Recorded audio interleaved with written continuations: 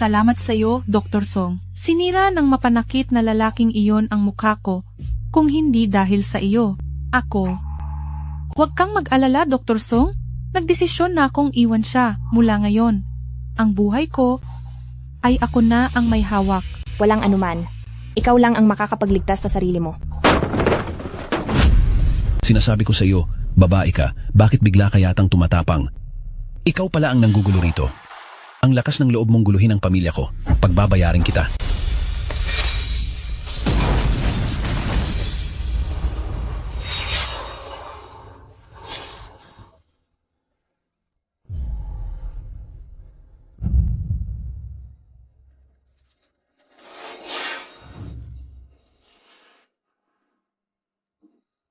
Nasaan ako? Hindi ba't nawala na ako pagkahulog ko? Ginang, gising ka na po. Ginang? Hay naku, bakit ngayon mo pa napiling magtangkang mawala kung kailan ikinakasal sina Yundan at Xueching at gumawa ng eksena? Sinadya mo yata ito, isang hamak na probinsyana ka lang, na nakapasok sa mansyon ng punong ministro, napakalaking suwerte na niyon, pero hindi ka pa rin kontento. Sino ba sa tingin mo si Xueching? Siya ang itinalagang prinsesa ni Emperador, ngayong asawa na rin siya, magiging kapantay mo na. Halip na magpasalamat ay, nagawa mo pang magtangkang wakasan ang buhay mo sa itong malaking katatawanan.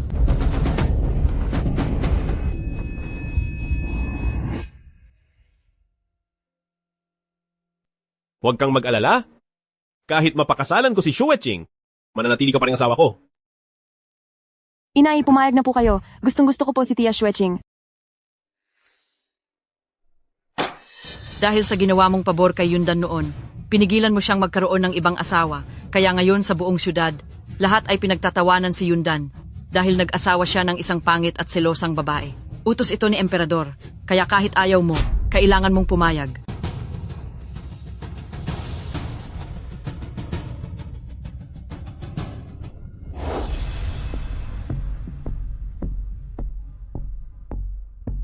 Chen Yundan. 16 na taong gulang ako noong pinakasalan kita. Sa loob ng 10 taon ay pinagsilbihan ko ang aking biyanan at inalagaan ang ating mga anak nang walang kahit anong reklamo. Hindi ko akalaing ganito ang sasapitin ko. Sige. Simula ngayon, wala nang madam ng punong ministro sa mundong ito. Ako na lang si Song Nanchiao. Isa rin pala siyang sawi sa buhay. Naiintindihan ko na. Ngayong nasa katawan mo na ako, lahat ng atraso nila sa iyo ay pagbabayarin ko.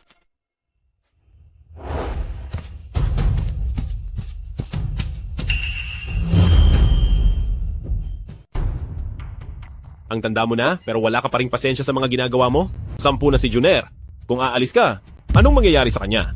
Kahit wala na ako bilang tunay niyang ina, hindi ba't mayroon pa siyang paboritong pangalawang ina? Magiging maayos lang siya. Kiawer, kung magsalita ka, bakit parang iba ka na kaysa dati? Naku, imbes na bumalik kayo sa kwarto nyo, bakit kayo nandito at nanggugulo? Asawa ay ang Grand Secretary ng bansa at ako naman ay isang prinsesang itinalaga ng mahal na hari. Kung mabalitaan nilang nagtangkang saktan ni ate ang kanyang sarili at sarili lang natin ang inisip natin, kapag kumalat ang balitang ito, anong sasabihin ng mga tao sa atin? Talagang marunong kang umintindi? Hindi katulad ng ibang tao na mga hampas lupa at puro pansariling interes lang ang iniisip. Ina, wag na po kayong magsalita ng ganyan. Siguradong mahal lang talaga ni ate. Si asawa? Hindi niya kailanman magagawang tapusin ang sarili niya ng kusa para lang sirain ang kasal namin ni asawa.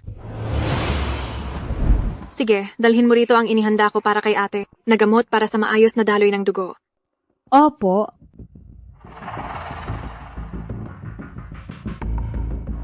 Hey! Ako na ang gagawa nito. Napakapangit na nga. Taga-probinsya lang naman. Bakit mabuti pa rin si asawa sa kanya? Hayaan na. Hayaan mo siyang alagaan ka sa huling pagkakataon. Tutal naman, hindi ka na aabot pa sa bukas. Ate, bakit hindi mo iniinom ang gamot? Wala namang sana. Na ayaw mo nito dahil galing sa akin. Hindi ba? Inumin mo na ang gamot mo? At gumaling ka na agad? Dahil wala akong oras para sa mga drama mo.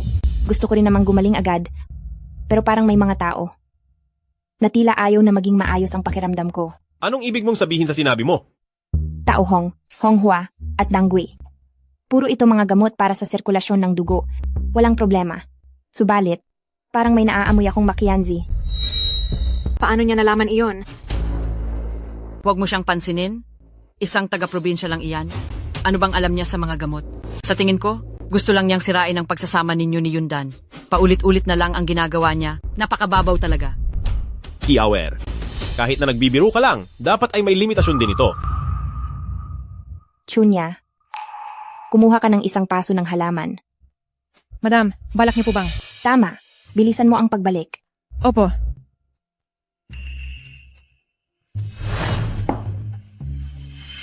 Plano ba niyang subukan ang gamot sa halaman?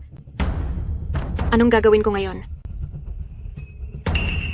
Alam kong mahina ang katawan mo. Pagkatapos ng pagod sa buong araw, parang hindi mo na kaya. Ngayong naibuhos na ang gamot sa paso, malalaman na rin natin ang resulta mamaya. Kaya makiusap muna sa iyo na maghintay. Ako, Dahil naghintay na rin naman tayo ng matagal. Maghintay pa tayo ng kaunti. Wala naman itong masama.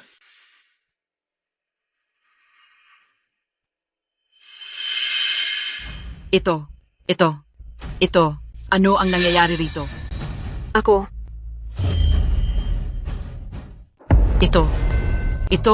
Ito. Anong nangyayari dito? ako, Magpaliwanag ka. Ito. ako. Pinagluto kita ng gamot para kay ate, pero nilagyan mo pala ng lason ang gamot ni ate. Ano ba talaga ang binabalak mo? Hindi po, senyorita. Ako po ay... Akuin mo ang kasalanan ko, at kapag natapos na ang lahat ng ito, ililigtas kita. Walang kinalaman si ikalawang ginang sa bagay na ito. Sariling desisyon ko lang po ang lahat. Pakiusap po unang ginang. Huwag niyo pong sisihin si ikalawang ginang. Ako na lang po ang sisihin niyo. Ate, tingnan niyo po, umamin na si Liu Ying sa kanyang pagkakamali. Sinadya niyang sakta ng aking ginang. At sa isang sorry lang ay gusto niyo nang. Kung ganoon, ilabas siya at ibenta na sa iba. Ina, kasama ko na si Liu Ying mula pa sa aming mansyon. Naging tapat siya sa akin sa loob ng maraming taon. Kung ang isang katulong na nanlason sa kanyang amo ay mapapatawad lang sa isang simpleng pag-amin at palalagpasin lang ng ganoon kadali. Simula sa araw na ito, ang mga katulad na pangyayari ay magpapatuloy sa loob ng pamamahay na ito at sunod-sunod na mangyayari. Tutal, mababalang ang katayuan ko at puno ng mga pakana ang isipan ko. Sa bandang huli, sino kaya ang unang malalagay sa panganib? Kung Nanxiao, binabantaan mo ba si Ina? Banta? Hindi ba katotohanan lang ang sinasabi ko? Bakit ang tingin sa akin ni Kiawer ay tila napakalamig at parang hindi ako kilala? Ina, anong sa tingin nyo? Ilabas siya at parusahan siya ng husto. Ginang, iligtas niyo po ako. Ginang, pakiusap po. Iligtas niyo ako. Ginang? Ginang. Iligtas niyo po ako. Ginang.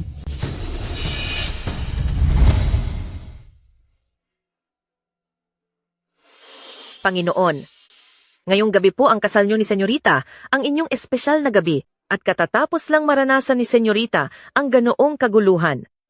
Panginoon, sumama na po kayo kay Senyorita pabalik sa silid para aluin siya. Bumalik ka muna mag-isa? May mahalaga pa akong kailangang asikasuhin. Isang pangit at walang kwentang babae. Bakit ba siya iniintindi ng ganoon ni asawa? Senyorita, hindi kaya ang Song Nanchaw na iyon ay may alam talaga sa mga gamot? Paano kung malaman niya na ang gamot na pantanggal ng marka niya sa mukha ay pinalitan natin, ano na ang gagawin natin? Araw-araw niyang ginagamit ang gamot na iyon. Kung nalaman niya iyon, dapat noon pa. Huwag kang mag-alala.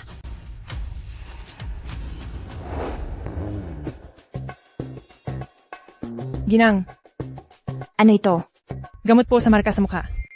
Ito po ay mula sa mga kilalang doktor na hinanap ni Panginoon para po sa inyo upang tanggalin ang marka sa inyong mukha. Pantanggal ng marka? Kung ganoon, bakit ang marka sa mukha ko ay tila lalong nagnanaknak at kumakalat? Ay... Ginang, may problema po ba?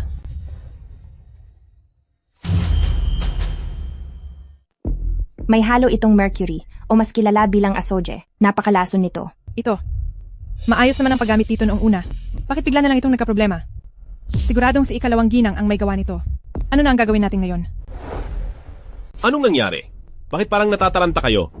Wala lang. Hindi ba't gabi ngayon ang kasal ni na Panginoon at Prinsesa?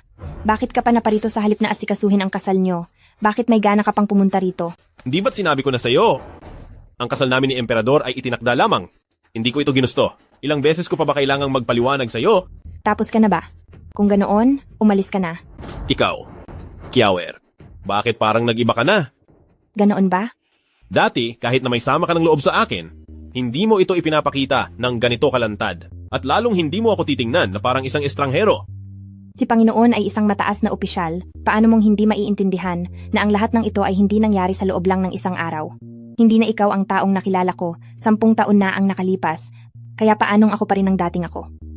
Puntahan mo na si Jiang Xueqing, doon ay marami kang mahahanap na lambing at mga salitang gusto mong marinig.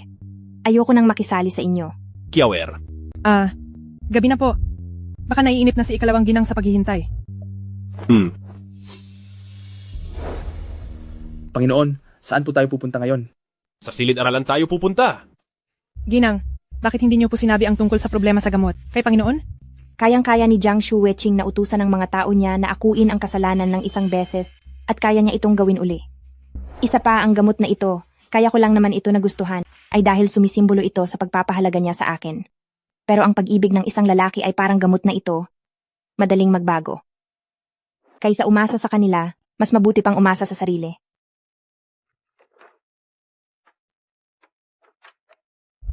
Ito ay, Reseta para matanggal ang balat sa mukha.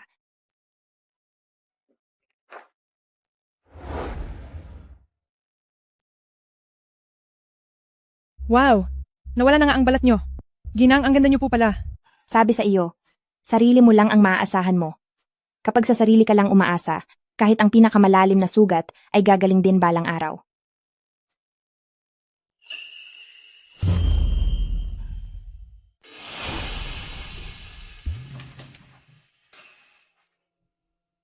Ginang, bakit po kayo nagbabasa ng batas ng dakilang Jin sa ganitong oras? Napakakapal at napakahirap intindihin ito. Paano nyo po natitiyagang basahin ito? Batas lamang ito ng sinaunang kaharian. Kumpara sa mga librong pangmedisina na kinabisado ko noon, ay wala lang ito. Ano po? Wala lang. Bakit mo ako biglang hinahanap? May nangyari ba? Sina ikalawang ginang at munting master ang gustong makipagkita sa inyo. Sabi po nila, ay tungkol sa nangyaring paglalason. Hihingi po sila ng tawad. Hindi sila narito para humingi ng tawad. Gusto lang nilang malaman kung alam ko bang may lason ang pamahid. Ayokong mag-aksaya ng oras. Sabihin mo sa kanilang wala akong oras. Opo. Ikalawang ina. Pinilit na nga ni inay na mawala ang inyong katulong. Bakit kailangan niyo pang humingi ng tawad sa kanya? Sobrang bait niyo naman po. May bago pong nakuhang magandang kabayo si ikalawang ina. Mamaya po, ipapaturo kita kay tatay ng mga bayo. Gusto mo ba? Talaga po. Ikalawang ina, ang bait niyo po talaga sa akin. Senyorito, ikalawang ginang. Hindi po maganda ang pakiramdam ni Ginang. Hindi po muna siya makakatanggap ng bisita. Kayong dalawa, mas mabuti pong umalis na muna kayo.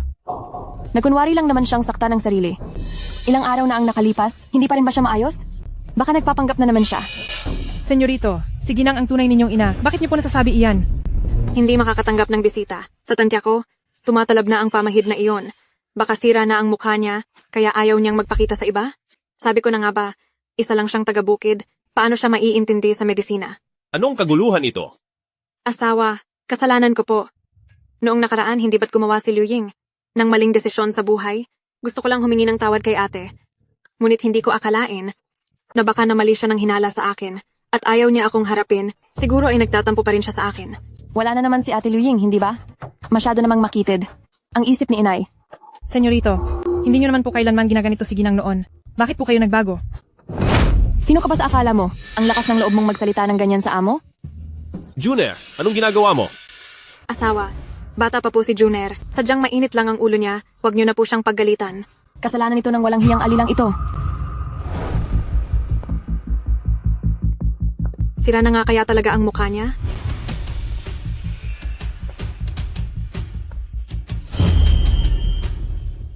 Hindi ba taga-bukid lang ang babaeng ito? Bakit ang ganda ng tindig niya? Kahit hindi titingnan ang kanyang mukha, ay sadyang nakakaakit ang kanyang kagandahan. Ngunit, nagsuot pa siya ng belo para lang itago ang tunay niyang mukha. Ang mukhang iyan, sa tingin ko ay 80% sira na. Kamusta? Masyado bang masakit? Kaunti lang po. Lalagyan ko na lang ng gamot mamaya at magiging okay din ito. Ako na anak ng isang marangal na pamilya. Bakit ako matatakot sa isang taga-bukid? Isa itong malaking biro. Ate, narito ako ng may mabuting loob para humingi ng paumanhin sa iyo. Kung hindi dahil sa iyo at sa pagtanggi mong makita ako, hindi sana magagalit si Junior at masasaktan si Chunya. Sa sinasabi mo, lumalabas na kasalanan ko pa ito. Jiang Xueqing. Akala mo ba ay kung sino kang makapangyarihan? Kapag humingi ka ba ng tawad, ay dapat tanggapin agad ito? Ikaw, alam mo naman na wala akong ganoong intensyon. Bakit mo kailangang baluktutin ang sinasabi ko? Buong araw ka na lang, walang ginawa kundi bulihin ang aking pangalawang ina. Kaya pala tinatawag kang selosang babae ng mga tao. Sa pagkakaroon ng ina na katulad mo, ako na iyong anak, ay sadyang napakamalas talaga. Junior, humingi ka agad ng tawad sa iyong ina. Ayoko po. Ayoko sa kanya bilang ina ko. Kung ganoon, ituring mo na lang na iba ang iyong ina. Ituturing ko na ring hindi kita naging anak. Ate, anong ibig mong sabihin? Kung hindi mo gusto, ay hindi ko na muling makikita si Junior. Ayoko. Gusto kong manatili sa tabi ni Ernie Yang. Song Nanchao, inaalagaan ni Xueqing ang anak mo para tulungan ka, pero lagi mo na lang siyang pinahihirapan. Ang iyong puso, kailan pa naging ganyan kakitid? Makitid ang isip ko. Kung ganoon, magiging malawak ang pag-unawa ko ngayong araw. Anong ibig mong sabihin? Shanjun, pumili ka sa aming dalawa ng iyong pangalawang ina. Sino ang pipiliin mo? Ano ba ang ginagawa mo? Si Shenjun ay sarili mong dugot laman. Pumili ka na. Wala na akong maraming oras. Pipiliin ko si Ernie Yang. Ayoko sa aking ina. Sige. Kung iyan ang gusto mo, pagbibigyan kita. Mula ngayon, hindi na ako ang iyong ina. Song Nanchao, kailan ka pa naging ganyang kawalang katwiran? Ang pangit na babaeng ito, anong nangyayari sa kanya ngayon? Ang batang ito, hindi ba't siya ang pinakamahalaga sa kanya? Asawa, hindi ko talaga alam kung bakit naging ganito. Kailanman ay hindi ko binalak na agawin ang bata kay ate. Ilang araw na lang at kaarawan na ni Inang Reyna. Sa pagkakataong iyon, ang buong pamilya natin ay pupunta sa palasyo para sa piging. Sabihan mo siya ng maaga, huwag niyang hayaang mapahiya ang ating pamilya Shen. Opo. Sandali lang po. Asawa, hindi kagandahan si ate. Kung pupunta siya sa palasyo at magugulat si Inang Reyna, hindi iyon maganda. Maganda man ang kanyang suot, hindi pa rin ito sapat para maging kagalang-galang. Mas mabuting pagsuotin na lang siya ng belo. Sige, hayaan mo siyang magsuot niyan.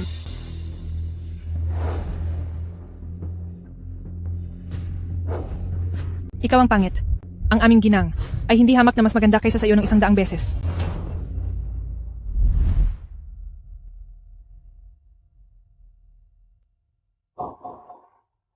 Sino ba talaga ang iniiyakan mo? Ang walang kwentang lalaking iyon o ang batang iyon na walang utang na loob? Hindi mo pa ba nakikita ang totoo? Hindi sila karapat-dapat sa iyo. Ginang, kayo po. Chunya, sabihin mo sa akin, kung iiwanan ko si Shen Yundan, anong mangyayari? Maghihiwalay na po kayo? Oo. Simula ngayon, wala nang punong ministrong ginang sa mundong ito. Ako ay si Song Nanchao na lamang. Matapos ang munti ko ng pagkawala, naintindihan ko na ang lahat. Bakit ka umiiyak? Siyempre po, masaya ako para sa inyo. Dati, si Panginoon ay hindi pinapansin ng mahal na hari.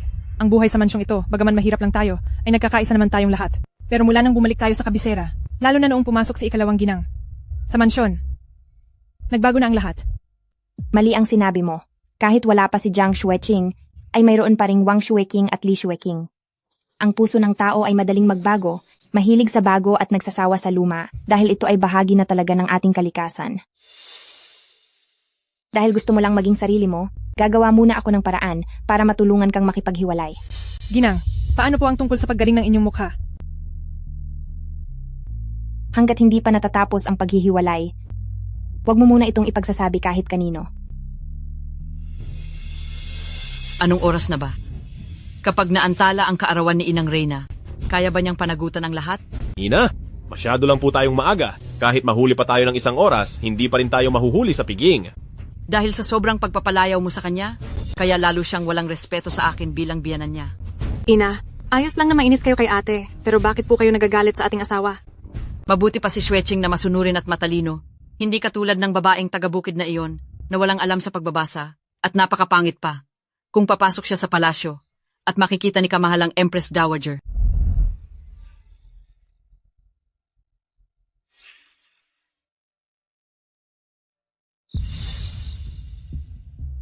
Ina, paumanhin po at nahuli ako. Anong nangyayari sa babaeng ito? Bakit kahit simple lang ang damit niya, o kahit magsuot siya ng mamahaling kasuotan ay napakaganda niya pa ring tingnan.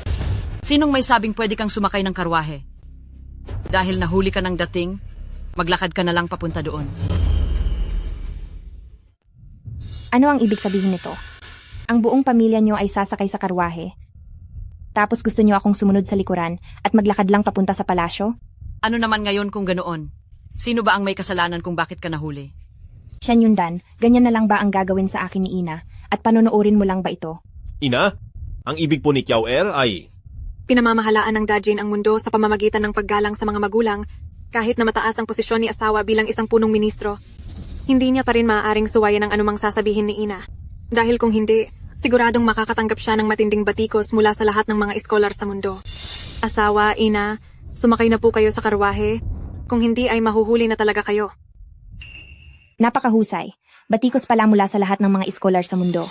Dahil diyan, ito ang itatanong ko. Ang pagtataksil sa tiwala, hindi ba dapat ding makatanggap ng batikos mula sa mga iskolar sa mundo? Ang kawalan ng utang na loob, hindi ba dapat ding makatanggap ng batikos mula sa mga iskolar sa mundo? Kiao Er? Noong nakagawa kayo ng atraso sa mga makapangyarihang opisyal at nagdala ng kapahamakan sa ating bayan, sino ba ang kumupkop sa inyo? At nagbigay sa inyo ng matutuluyan? Sa loob ng 7 taon sa Yuzhou, sino ba ang nagpakapagod magtrabaho at naghanap ng pera para buhayin ang pamilya nyo? Kung hindi dahil sa akin, matagal na sanang wala na kayo habang nasa daan patungo sa pagpapatapon at wala na kayong pagkakataong makabalik sa kabisera at maging isang mataas na punong ministro. Ate, ano bang ibig mong sabihin sa mga sinasabi mo? Wala namang pumilit sa iyong gawin ang lahat ng iyon. Kung ako sa'yo, mananahimik na lang ako at magpapakumbaba. Isang kabit na sumira sa pamilya ng iba, wala kang karapatang mag-ingay dito. Sino ang tinatawag mong kabit? Bata pa lang kami ay may kasunduan na kaming magpakasal ni asawa. Ikaw ang malinaw na kabit sa aming dalawa. Muntik ko nang malimutan. Noong napatawan ng parusa si Shen Yundan at ipinatapon, mabilis mo siyang tinalikuran at iniwan. Pero ngayong nakabalik na siya sa kabisera at naging matagumpay, dali-dali ka namang lumabas at nagpakita. Ano kaya ang magiging tingin ng mga iskolar sa mundo kapag nalaman nila ang tungkol dito? Ikaw. Tama na. Kiao Er, patawad sa mga nagawa ko sa iyo noon. Dahil alam mo na pala, dapat ay pag-isipan mo ng mabuti kung paano mo ako babayaran sa lahat ng ito. Ano ang ibig mong sabihin? Malalaman mo rin pagdating natin sa palasyo.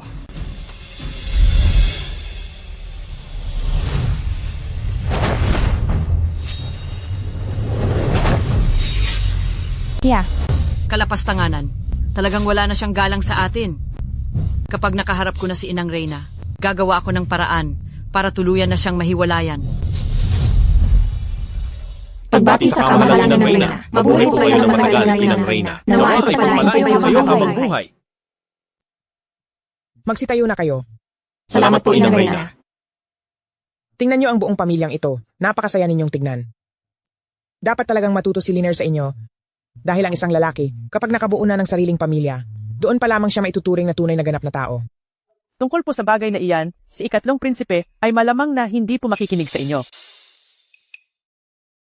Si ikatlong prinsipe ay sadyang paborito ng langit. Ang tadhana niya ay nakasulat na sa mga bituin, kaya hindi na po kailangang mag-alala pa si kamahalang Empress Dowager. Ikaw ba si Madam Song? Nabalitaan kong nagagawa ka raw ng eksena para sirain ang kasal ni na Ministro Shen at Manor ng General. Totoo ba ang mga paratang na ito? Madam Song, alam mo ba ang iyong pagkakasala? Maari ko po bang itanong sa Inang Reyna? Ano po ang aking naging kasalanan? Ang Ministro Shen ang punong ministro ng ating kaharian at ang Jiang Xueqing ay isang prinsesang hinirang ng mismong emperador. Ang kanilang pag-iisang dibdib ay isang malaking karangalan para sa ating bansa. Ngunit sinadya mong sirain ang kasalan. At inapi mo pa ang prinsesa. Malinaw na wala kang respeto sa aming pamilya. Kamahalang Empress Dowager, hindi ko po sinisisi ang aking ate. Nakikiusap po ako, patawarin niyo na po siya. Inapi ka na ng iyong ina ng ganoon. Huwag mo na siyang ipagtanggol pa. Junair, huwag kang magsalita ng ganyan. Ang aking asawa ay sadyang walang alam. At dahil sa labis niyang pagmamahal sa akin, ninais niya lamang akong solohin. Kaya siya nadala ng kanyang emosyon at nakagawa ng pagkakamali. Patawarin niyo po siya, Inang Reyna. Ministro Shen, bakit hanggang ngayon ay pinapaboran mo pa rin ang hangal na babaeng iyan? Tapat ang salita ng isang bata. Junair, sabihin mo sa akin, ano ba talaga ang ugali ng iyong ina sa inyong tahanan? Junair, Sabihin mo lang ang totoo. Huwag kang maglilihim ng anuman. Ipinapaalam ko po sa kamahalang Empress Dowager, ang aking ina ay napakasama ng ugali sa bahay. Marami siyang ginagawang gulo. At kaninang umaga lang ay pinagalitan niya ang lola, pati na ang aking pangalawang ina. Hindi po siya mapigilan ni tata. Hindi ito katanggap-tanggap. Ang Ministro Shen ay isang mahalagang tao sa ating kaharian. Paano nagkaroon sa kanyang tahanan ng isang babaeng walang modo na tulad mo?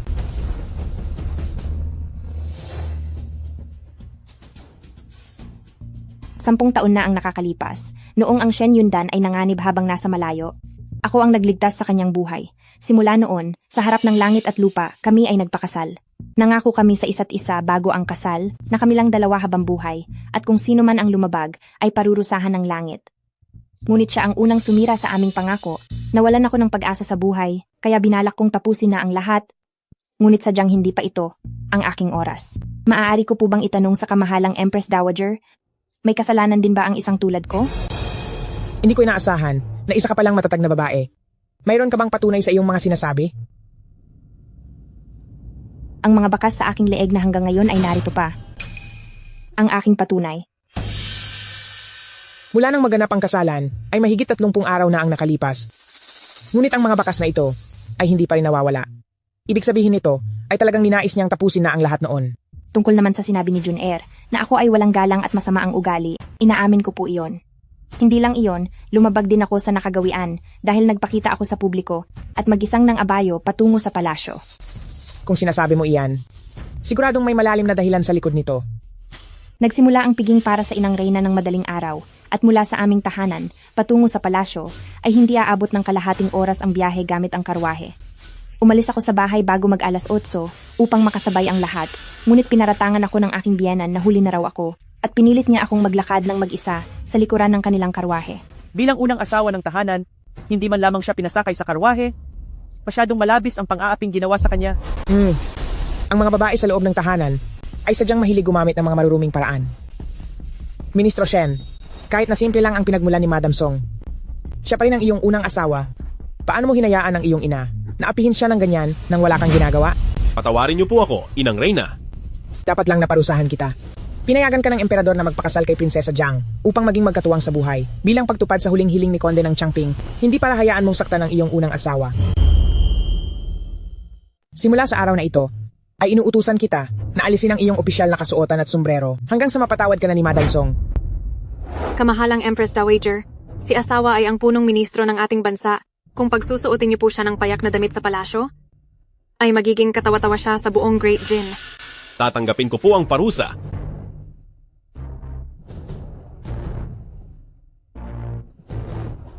Jiang Xueqing, noong tinalikuran mo ang inyong kasunduan sa kasal, hinayaan mong maging katatawanan si Konde ng Changping sa buong Kapitolyo. Ngayong sinunod ng Emperor ang gusto mo, na ipakasal ka sa pamilya ng punong ministro, ay nanggugulo ka naman at naninira, na nagdudulot ng gulo sa tahanan ni Ministro Shen.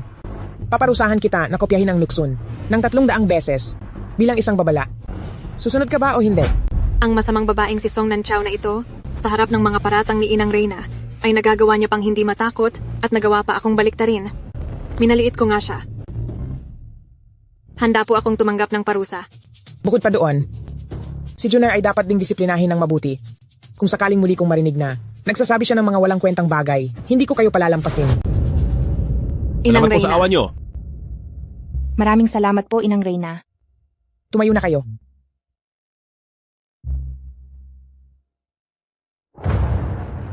Kamahalan, masamang balita po. Anong nangyayari at nagkakaganyan ka? Habang nakikipaglaban sa ikatlong kamahalan sa mga sundalo, ay hindi sinasadyang nahulog siya mula sa kabayo. Ano? Kamusta na ang lagay ni Liner ngayon? Nagpunta na po ang lahat ng manggagamot mula sa Imperial Academy of Medicine. Ngunit sa ikatlong kamahalan ay... Bilis! Sumama kayong lahat sa akin para makita si Liner. Liner, ang aking Liner. Kamusta na ang lagay ni Liner? Mahina na po ang katawan ni ikatlong kamahalan simula pa noon. At dahil sa biglaang pagkahulog niya sa kabayo, ay wala na po kaming magagawa. Liner, huwag ka sanang mapahamak. Hindi ko pa nakikitang magpakasal ka at magkaroon ng anak. Inang Reyna, Si Noble Consort ay aking mahal na pamangkin. Pumanaw siya noong siya ay nanganganak. At ang tanging naiwan niya sa akin ay si Liner. Sakitin si Liner simula noong bata pa siya. At ginawa ko ang lahat para alagaan siya. Ngunit hindi ko akalain na sa huli, ay ako pa ang makakakita sa kanyang paglisan. Inang Reyna, Inang Reyna, pakaingatan niyo po ang inyong kalusugan. Tama po, kamahalang Empress Dowager. Mabuting tao si ikatlong prinsipe at may proteksyon ng langit. Siguradong malalampasan niya ang pagsubok na ito. Ang ikatlong prinsipe na ito, tila nakaranas ng sobrang adrenaline release na nagresulta sa paghinto ng kanyang puso. Kung magsasagawa agad ng CPR, ay malaki pa ang tsansa na mailigtas ang kanyang buhay. Pero kung makikialam ako at may mangyaring masama, ay hindi lang simpleng gulo ang kakaharapin ko. Manggagamot na Lee, ano na ang lagay niya ngayon? Mahal na inang Reyna, ang ikatlong prinsipe na si kanyang kamahalan ay huminto na ang tibok ng puso, tila wala na tayong magagawa pa. Ano? Inang Reyna, Tungkulin ng isang manggagamot ang magligtas ng buhay, kung hahayaan ko lang siyang mawala, matatawag pa ba akong doktor? Isipin na lang natin ang mabuting mangyayari. Kung sakaling mailigtas ko siya, ay maaari akong humingi ng pabuya na payagan akong makipaghiwalay, hindi ito lugi. Kamahalang Empress Dowager, nais ko pong subukang iligtas siya. Ate, hindi ka man lang ba marunong magbasa? Paano mo pa siya magagawang iligtas? Ikatlong prinsipe. Kiawer, huwag kang gumawa ng gulo. Wala na po akong magawa. Ginang Shen, ay may paraan pala para magamot si ikatlong kamahalan? kamahalang Empress Dowager, nangingitim na ang mukha ni ikatlong kamahalan. Sigurado ka bang maililigtas mo si Liner? Hindi po ako sigurado, pero gusto ko pong subukan. Kamahalang Empress Dowager, kung hindi pa po natin gagamutin si ikatlong kamahalan, baka mawala na po siya. Kiawer, kung magpapatuloy ka pa sa panggugulo, hindi na rin kita mapoprotektahan. Kung hindi ko po mailigtas si ikatlong kamahalan, handa po akong tanggapin ang anumang parusa mula sa kamahalang Empress Dowager. Sige, maniniwala muna ako sa iyo sa pagkakataong ito. Kapag hindi mo na iligtas si Liner, mananagot ka sa akin. Kiawer, bitawan mo ako. Wala akong oras para sa iyo ngayon. Jonar, hindi kaya talagang may alam sa panggagamot ang nanay mo? Paanong mangyayari iyon? Ang pangit kong ina? Siguro ay gusto lang niyang makuha ang atensyon ni Papa. Gising, kanyang kamahalan.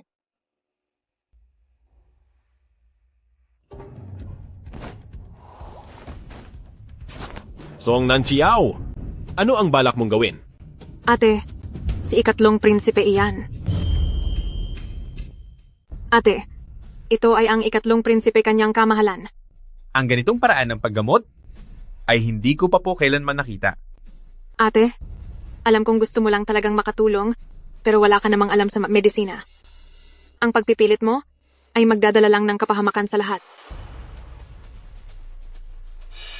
Asawa, sa ginagawa ni ate, kahit may isang hininga na lang na natitira kay ikatlong prinsipe, ay tiyak na mapapahamak lang siya sa ganyang pagtrato. Kahit sabihin nating para ito sa pagliligtas, ngunit ang posisyong iyan ay masyado namang kahiya-hiya. Nabalitaan ko na pangit ang babaeng ito, at kinamumuhian ni Panginoong Shen, hindi kaya nakikita niyang guwapo si kanyang kamahalan, kaya sinasamantala niyang bastusin ang kanyang kamahalan. Ate, sa pambabastos mong iyan sa kanyang kamahalan, kapag nagising na ang kanyang kamahalan, kahit 10 buhay pa ang mayroon ka, hindi iyon sapat para maligtas ka sa parusa. Para magising si mahal na prinsipe, kailangan ng maayos na daloy ng hangin. Manggagamot na Lee, pakiusap na palabasin ang mga taong walang kinalaman dito. Hinihiling ko po sa Panginoong Shen at ikalawang ginang na tumabi po muna ng kaunti. Ate, napakalaking oras na ang lumipas. Ang ikatlong prinsipe kanyang kamahalan ay gising na ba talaga?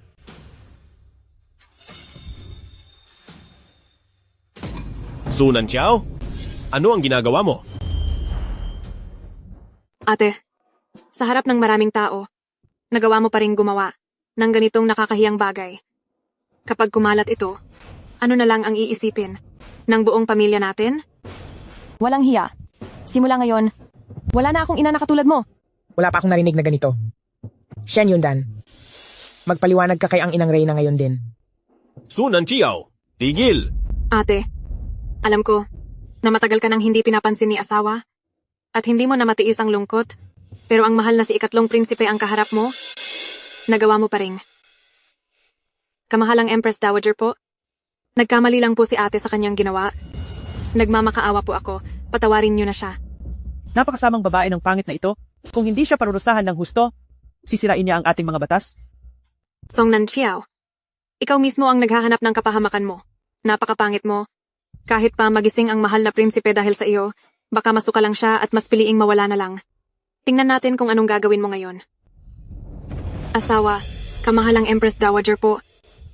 Si ate po ay, hindi lang niya dinungisan ang dangal ni ikatlong prinsipe, pati si Junair na napakabata pa, ay nakakita ng ganitong malaswang eksena, paano na lang siya haharap sa lahat? Paglaki niya? Hindi dapat naniwala sa'yo si ang inang Reyna. Mga tauhan, dakpi ng masamang babaeng ito. Ang asawa ko ay galing lamang sa probinsya, kaya hindi naging maayos ang kanyang kinilos. Humihingi po ako kay kamahalang Empress Dowager ng paumanhin po. Sunan Kiao, hindi mo ba narinig ang sinabi ni kamahalang Empress Dowager? Bumaba ka na riyan ngayon din. Kapag bumaba ako, tuluyan na siyang mawawala. Bakit hindi pa siya nagigising? Hindi kaya hindi na talaga siya maililigtas? Hindi maaari. Kapag wala na siya, siguradong katapusan ko na rin. Kailangang maisalba ko siya. Ikaw na pangit na babae. Nagawa mo pang hamakin ang dangal ni Liner. Mga tauhan, kalad ka rin palabas ang pangit na ito. Parusahan siya ngayon din. Opo.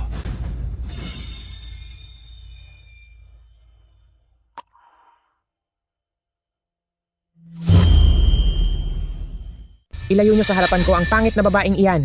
Parusahan siya ng husto ngayon din. Naku, nahihilo ako. Nahihirapan akong huminga. Handa po akong tanggapin ang inyong parusa, mahal na Reyna. Ministro Shen, dahil ba paborito ka ng emperador, ay lalabagin mo na ang utos ko? Hindi ko po magagawa yon. Ako ay nagpapaliwanag lang po. Mga kawal, dakpi ng pangit na babaeng iyan.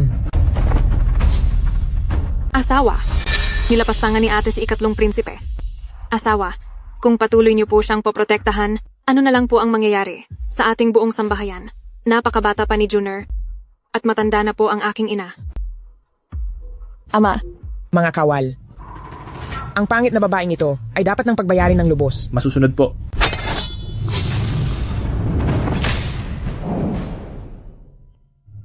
Nagbibigay-pugay po kami sa inyo, mahal na ikatlong prinsipe. Liner, gising ka na? Gising na nga po talaga si ikatlong kamahalan. Sa harap ng maraming tao, bumaba ka na riyan.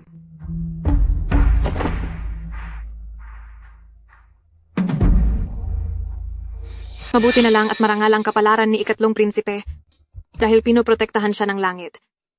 Kung hindi ate, ay makakagawa ng isang malaking pagkakamali. Kanyang kamahalan, naging padalos-dalos po ang aking asawa at nalapastangan niya kayo. Kanyang kamahalan, humihingi po ako ng paumanhin sa inyo. Kanyang kamahalan. May asawa na pala siya. Inang Reyna, ang asawa ko po ay hindi kagandahan, nalapastangan niya si kanyang kamahalan, naging padalos-dalos siya. Sa mga susunod na araw, sisiguraduhin ko pong madidisiplina siya. Sana po ay mapatawad ninyo siya, Inang Reyna at kanyang kamahalan. Hindi maganda? Ang mukha?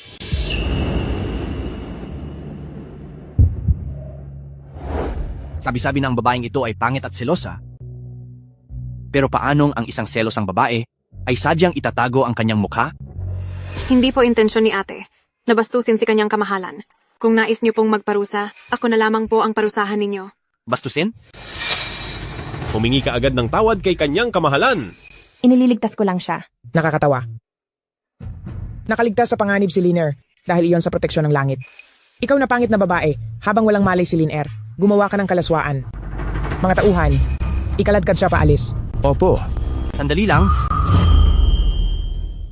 Sandali lang po. Liner, ayos ka na ba? Lola, kanina lang ay nakita ko na ang mga kukuha sa akin. May isang banal na liwanag na bumaba mula sa langit at ang dalawang kukuha sa akin ay hinayaan akong magbalik sa mundo. Siguro po ay dahil sa ginang Shen na ito na siyang nagligtas sa buhay ko.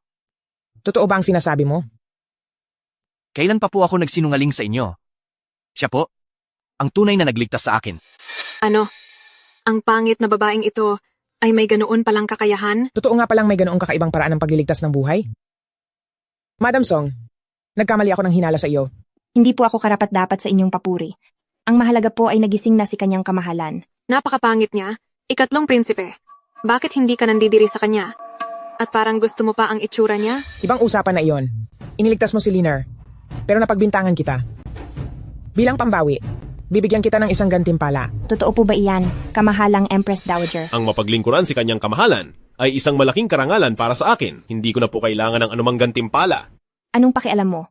Ako ang tinatanong ni kamahalang Empress Dowager. Song Nanchao, Ministro Shen, ang asawa mong ito ay talagang kakaiba. Dahil dyan, kung may gusto ka, ay sabihin mo lang sa akin. Basta't kaya kong gawin, ay papayag ako. Kung hindi mo pa maisip sa ngayon, ay ayos lang. Kapag nakapag-isip ka na, ay maaari kang uling lumapit sa akin. Kamahalang Empress Dowager, nais ko po sanang makipaghiwalay kay Shen Yundan, Panginoong Shen. Song Nanchao, alam mo bang sinasabi mo? Siyempre, alam ko. Noong nagpakasal sa iyo si Jiang Shueqing, nakapagdesisyon na ako. Hindi po ako naghahangad ng yaman o karangyaan. Ang gusto ko lang ay makasama ang iisang tao habang buhay. Dahil mahal na ni Panginoong Shen si Prinsesa Jiang, kaysa panoorin ko silang nagmamahalan, mas mabuti pang umalis na lang ako. Wala po akong ibang hinihiling, kundi ang kalayaan ko. Song Nanchao? Talaga bang wala ka ng kailangan? Pati si Jun ay ayaw mo na rin? Kahit gusto ko siyang makasama, baka hindi rin po siya sasama sa akin. Dahil dito, tuluyan na po akong bibitaw. Huwag kang matakot. Juner, gusto lang niya na makuha ang atensyon ng tatay mo. Mas pipiliin mo bang iwan pati ang anak mo para lang makipaghiwalay kay Panginoong Shen? Mukhang, sadyang ang ginang Shen ay sobrang nasaktan na. Tumahimik ka! Ito lang po ang tanging hiling ko. Sana ay payagan niyo po ako, kamahalang Empress Dowager. Madam Song, alam kong naging mahirap ito para sa iyo. At naparusahan ko na rin silang dalawa para sa iyo. Kung muli ka nilang aapiin, maaari kang magsumbong sa akin. Tungkol naman sa paghihiwalay, hindi madali ang buhay ng isang babaeng hiwalay sa asawa, lalo na't galing ka sa probinsya. Kaya pag-isipan mo itong mabuti. Kamahalang Empress Dowager. Tama na. Pagod na ako. Pag-usapan na lang natin ito sa ibang araw.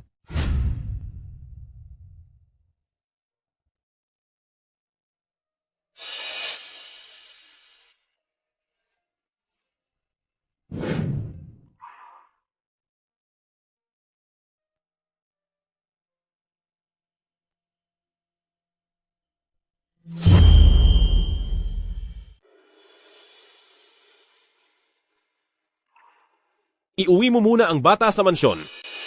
Asawa,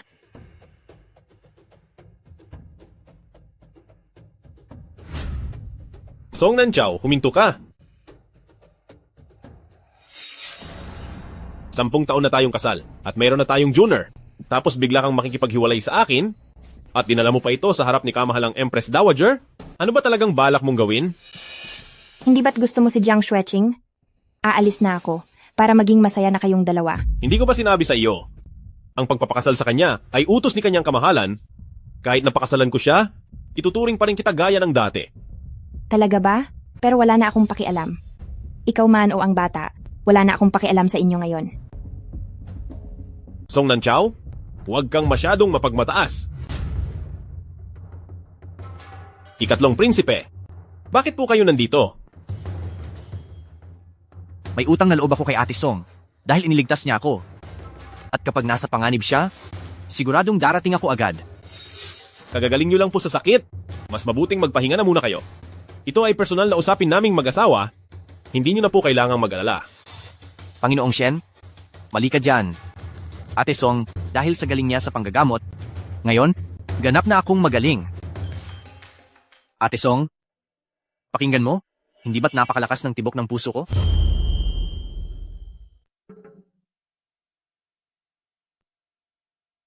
Oh, oo nga pala. Kahapon, hindi mo sinasadyang maiwan ang iyong pitaka sa aking silid. Nag-alala ako na baka hanapin mo ito, kaya sinadya ko itong ibalik sa iyo. Pitaka lang iyon. Ituring nyo na lang po na regalo ko iyon sa inyo, mahal na prinsipe. Sigurado ka ba sa sinasabi mo? Napakaganda ng pagkagawa ng pitakang ito. Nagustuhan ko agad ito noong makita ko. Ang personal na gamit ng isang babae ay hindi dapat ibinibigay sa ibang tao. Bilang isang asawa, hindi mo ba alam ang simpleng bagay na iyan? Dahil lang sa isang maliit na pitaka, ay pagsasabihan mo na ng masama ang iyong asawa, hindi na nakapagtataka kung bakit gustong makipaghiwalay ni Ate Song sa iyo. Kung wala na po kayong ibang kailangan, mahal na prinsipe, mas mabuti pang bumalik na kayo at magpahinga. Tutal, mula bata pa ay sakitin na kayo. Napakapayat at mahina nyo. Hindi katulad ko, nasanay sa hirap at matibay ang katawan. Ikaw? Sinong sinasabi mong mahina? Sinong mahina? Sino pa ba ang tinutukoy ko? Ikaw. Parusahan kita, bata ka. Pulubi ka lang. Huwag kang makialam kung di pa parusahan kita. Pagbabayarin kita. Tatapusin kita. Huminto kayo.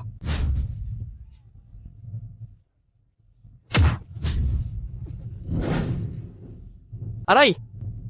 Bata, ayos ka lang ba?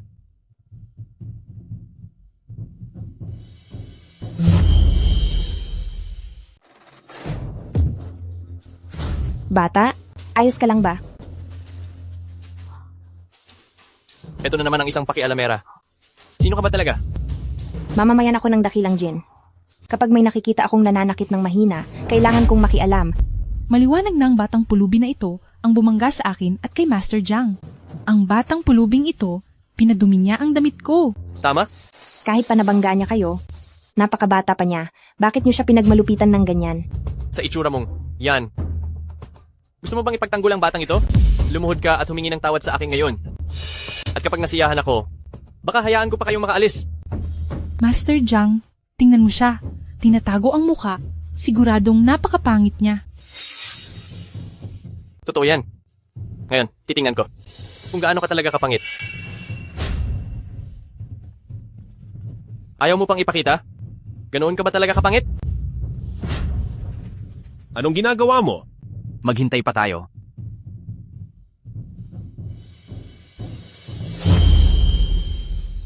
Gusto mong ipakita ko sa iyo at gagawin ko naman. Nanay mo ba ako para sundin ang lahat ng gusto mo? Sige. Ikaw na pangit ka. Talagang naghahanap ka ng gulo? Nangangahas ka bang kalabanin ako? Hinahamon kita. Anong magagawa mo sa akin? Nangahas kang manakit ng bata sa harap ng maraming tao. Kung hindi ka magbibigay ng katarungan sa akin ngayon, isusumbong kita sa mga autoridad. Isusumbong kita sa iyong ginawa. Isusumbong mo ako sa autoridad? Siguro ay hindi mo kilala kung sino ako.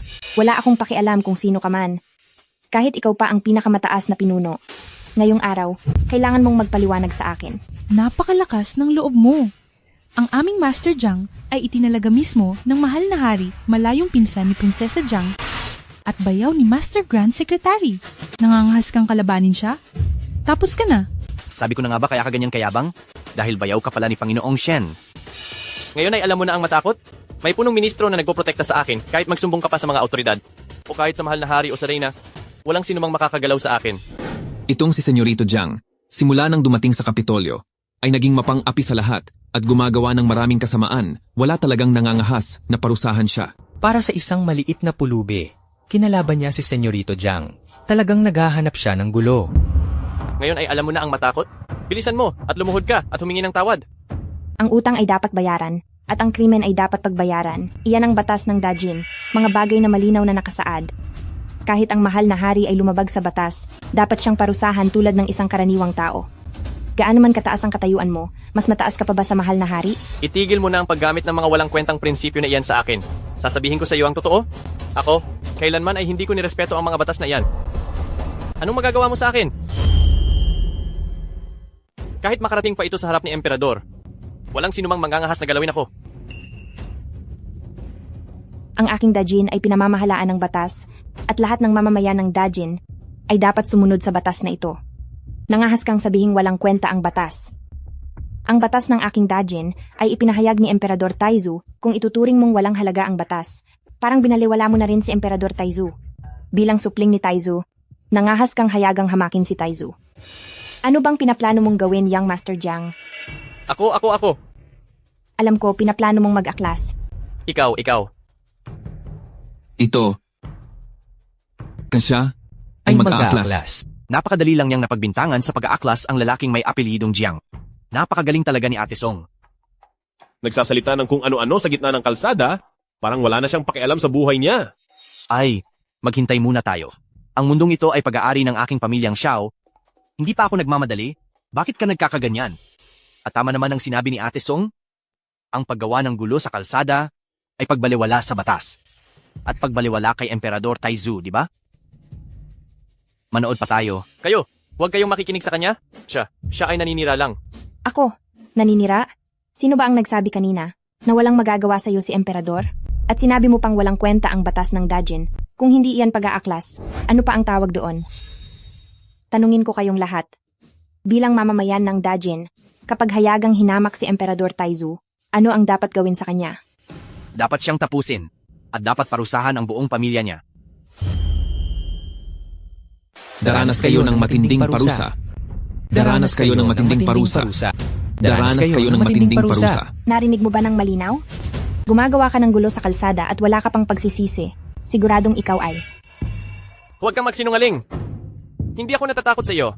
Sa ilang salita lamang ay natakot na ang bayaw ni pamilyang Shen hanggang sa mamula ang kanyang mukha. Ate Song, tunay ngang kahanga-hanga. Nagpapasalamat po ako para sa aking asawa, sa papuri ninyo, 3 kamahalan.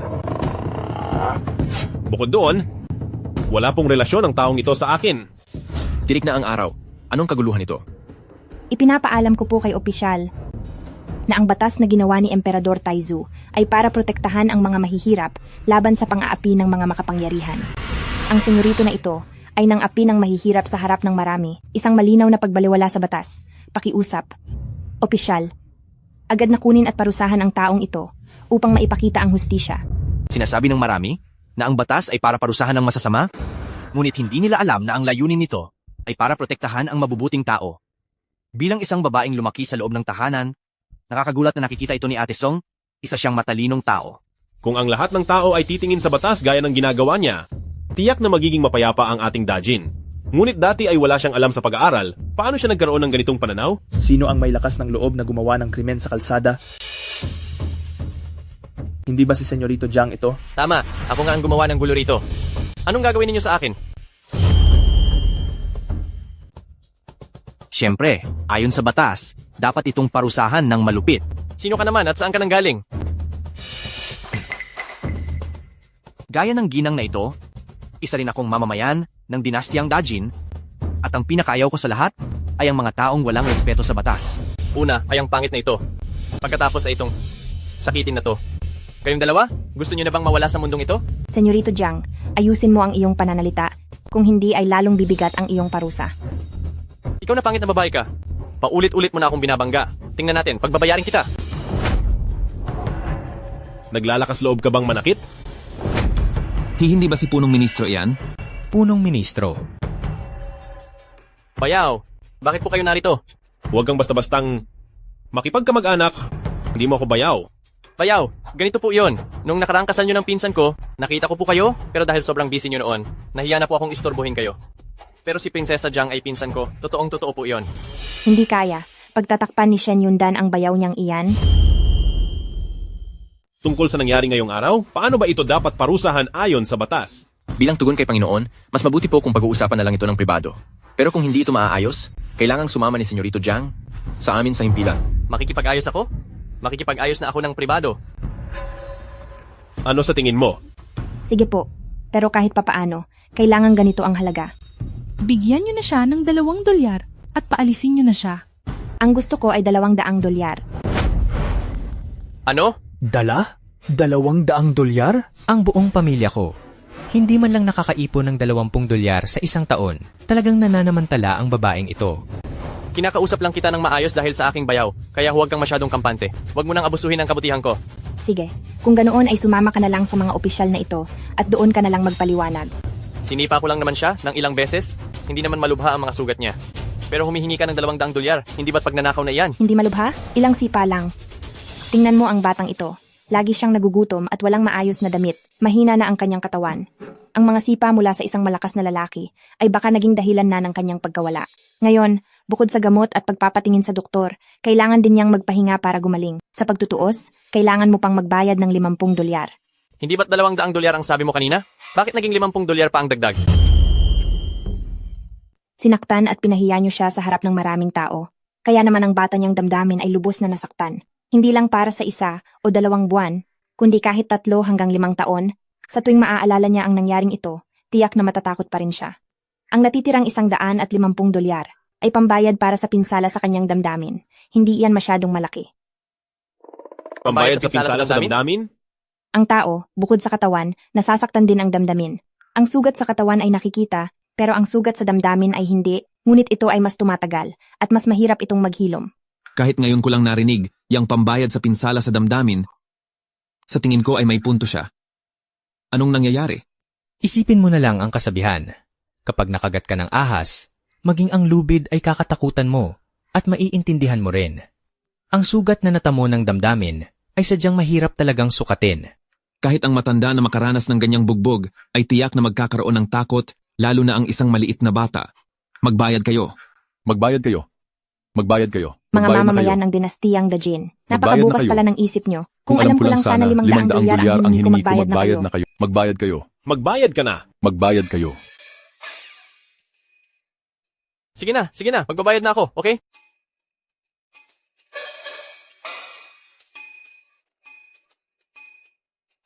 Wisit, ang malas ko talaga nang makaharap kita. Sandali. Tapos na ang tungkol sa bagay na ito, pero may isa pang usapin na hindi pa naaayos.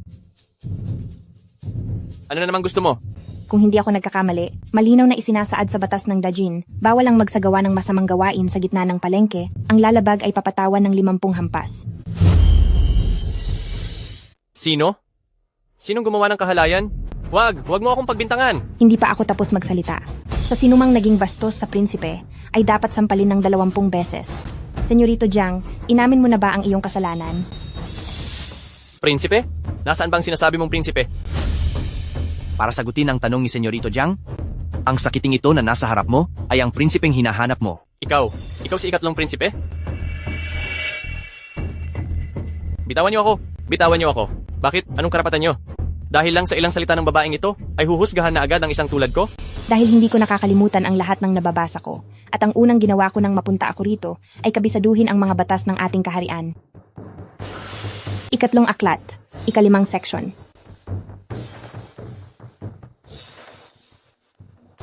Ano ngayon? Meron ba talaga? Meron po. Ang sinumang gumawa ng kahalayan sa kalsada ay papaluin ng 50 beses. Napakatalino naman ng ginang na ito. Tama siya. Ngunit, tungkol sa batas sa pagiging bastos sa prinsipe,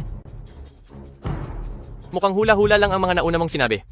Dahil sa pag-imbento mo ng sarili mong batas, hulihin niyo rin ang babaeng iyan. Bakit ka nagmamadali? Pakiusap, pakihanap po ng mga opisyal sa 6 na aklat, 8 seksyon, sa pahina 35, 5 linya. Nahanap ko na.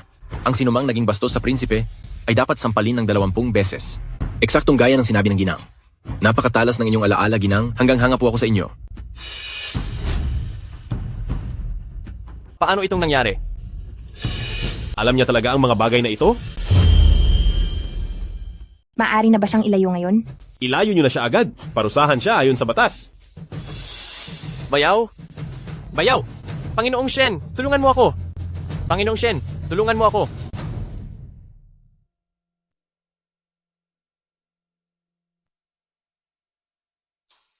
Pumunta ka muna sa doktor para magpagamot. Ang matitirang pera ay tipirin mo, maging matipid ka sa pagkain para hindi ka na magutom hanggang sa paglaki mo. Bakit? Kulang ba ito? Napakasungit ng tao ngayon kanina. Tita, nasaktan po ba kayo? Maliban kay Chunya, ang batang ito ang unang nagpakita ng malasakit sa akin mula nang mapunta ako sa mundong ito. Hindi pa magaling ang sarili mong mga sugat, bakit ako pa ang inaalala mo? Napakaswerte na ni Cheng Cheng na nabuhay pa ngayong araw. Tinuruan si Cheng Cheng ni na ina at ama na dapat ay makuntento. Ayaw ni Cheng Cheng. Ng perang ito. Ibinayad iyan sa iyo ng ibang tao. Ayaw ni Cheng Cheng ng pera mula sa masamang tao. Gusto ni Cheng Cheng na kumita ng sariling pera. Napakabait mong bata. Nga pala, nasaan ang iyong ama at ina? Nasaan sila? Wala na po si ina. Magpapakasal si ama sa isang masamang babae. Lagi siyang inaapi ng masamang babaeng iyon. Wala ring pakialam si ama kay Cheng Cheng. Wala na pong natira kay Cheng Cheng ngayon. Song Nanjiao, naghihintay sa iyo sa bahay, si Jun Er. Umuwi ka na kung tapos ka na sa panggugulo mo. Halika. Cheng Cheng, gusto mo bang sumama kay tita sa bahay at maging anak ko? Cheng Cheng, gusto mo bang sumama kay tita pa uwi at maging anak ni tita? Song Nanjiao, nababaliw ka na ba? Ako, Papayag ka ba? maaari po ba? Handang maging ina si tita para kay Cheng Cheng. Oo. Gusto ba ni Cheng Cheng na maging anak ni tita? Opo, gusto po ni Cheng Cheng. Gusto ni Cheng Cheng na maging anak ng tita. Song Nanxiao, alam mo ba ang ginagawa mo? Simula sa araw na ito, si Cheng Cheng na ang magiging anak ko, ni Song Nanxiao. Gagamitin ko ang sarili kong pera para palakihin siya at hindi ako kukuha ng kahit isang kusing sa manor. Hindi ito tungkol sa pera. Basta-basta ka na lang kumukuha ng bata sa kalye at iniuuwi. Ano na lang ang iisipin ni Joner? Wala siyang pakialam sa nararamdaman ko, kaya bakit ako mag-aalala sa kanya? Song Nanxiao. Isa lang naman itong dagdag na kakain. Hindi kailangang magalit ng ganyan si Panginoong Shen. Ito ay usaping pampamilya ko, kaya hindi na kailangan pang mag-abala ni ikatlong kamahalan. Sinusubukan ko lang namang magbigay ng mabuting payo. Bakit parang masyadong matigas ang ulo ni Panginoong Shen ngayon? Ikaw! Napakabait ni Cheng Cheng. Kung ako ang tatanungin, gusto ko rin siyang ampunin. Ang manor ng Grand Secretariat ay hindi ordinaryong tahanan. Ang pag-ampun ng bata ay kailangang ipaalam sa emperador. Iyon pala ang inaalala mo. Huwag kang mag-alala. Kakausapin ko ng maayos si amang emperador pagbalik ko. Maunawain si amang emperador, naniniwala akong hindi siya tututol. Kung ganoon, maraming salamat po sa inyo, kanyang kamahalan. Ang Ate Song ang nagligtas sa buhay ko. Tawagin mo na lang akong Aileen simula ngayon. Nakaparada ang karwahe ko sa dako roon. Tara na, ihahatid ko na kayo pa uwi. Maraming salamat po, kanyang kamahalan. Yehey! Parang silang tatlo ay mukhang isang pamilya. Hindi maaari.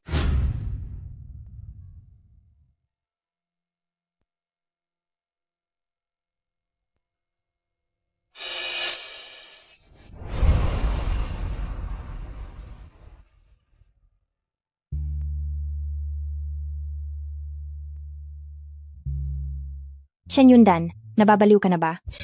Ako dapat ang nagtatanong yan sa'yo, di ba? Narito pa ako, pero sasakay ka sa karwahe ng ibang lalaki. Ano ba talagang balak mong gawin? Shen Yundan, ang Ate Song ay ang iyong asawa.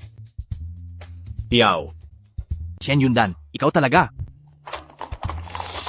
Shen Yundan, ano bang problema mo? May mga bantay sa paligid, hindi siya mapapahamak. Tungkol naman sa batang ito, kung talagang gusto mo siyang alagaan, sige, hayaan mo na. Hindi ako humihingi ng opinyon mo. Kailan ka pa naging ganito? Cheng Cheng, sumama ka na kay nanay pa uwi. Sige po.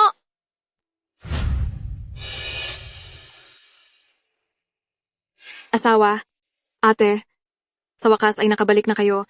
Sobrang nag-alala si Xueching sa inyo. Sino ang batang ito? Ang baho naman ng pulubing ito. Anong ginagawa niya sa bahay natin? Jun-er, huwag kang bastos. Ito si Cheng Cheng. At simula ngayon, siya na ang iyong kuya. Ano? Kahangalan. Ang mansyon ng Grand Secretary na ito ay hindi katulad ng barong-barong sa probinsya na tinirhan ng ibang tao. Huwag kang magdadala ng kung sino-sinong pulubi dito sa bahay.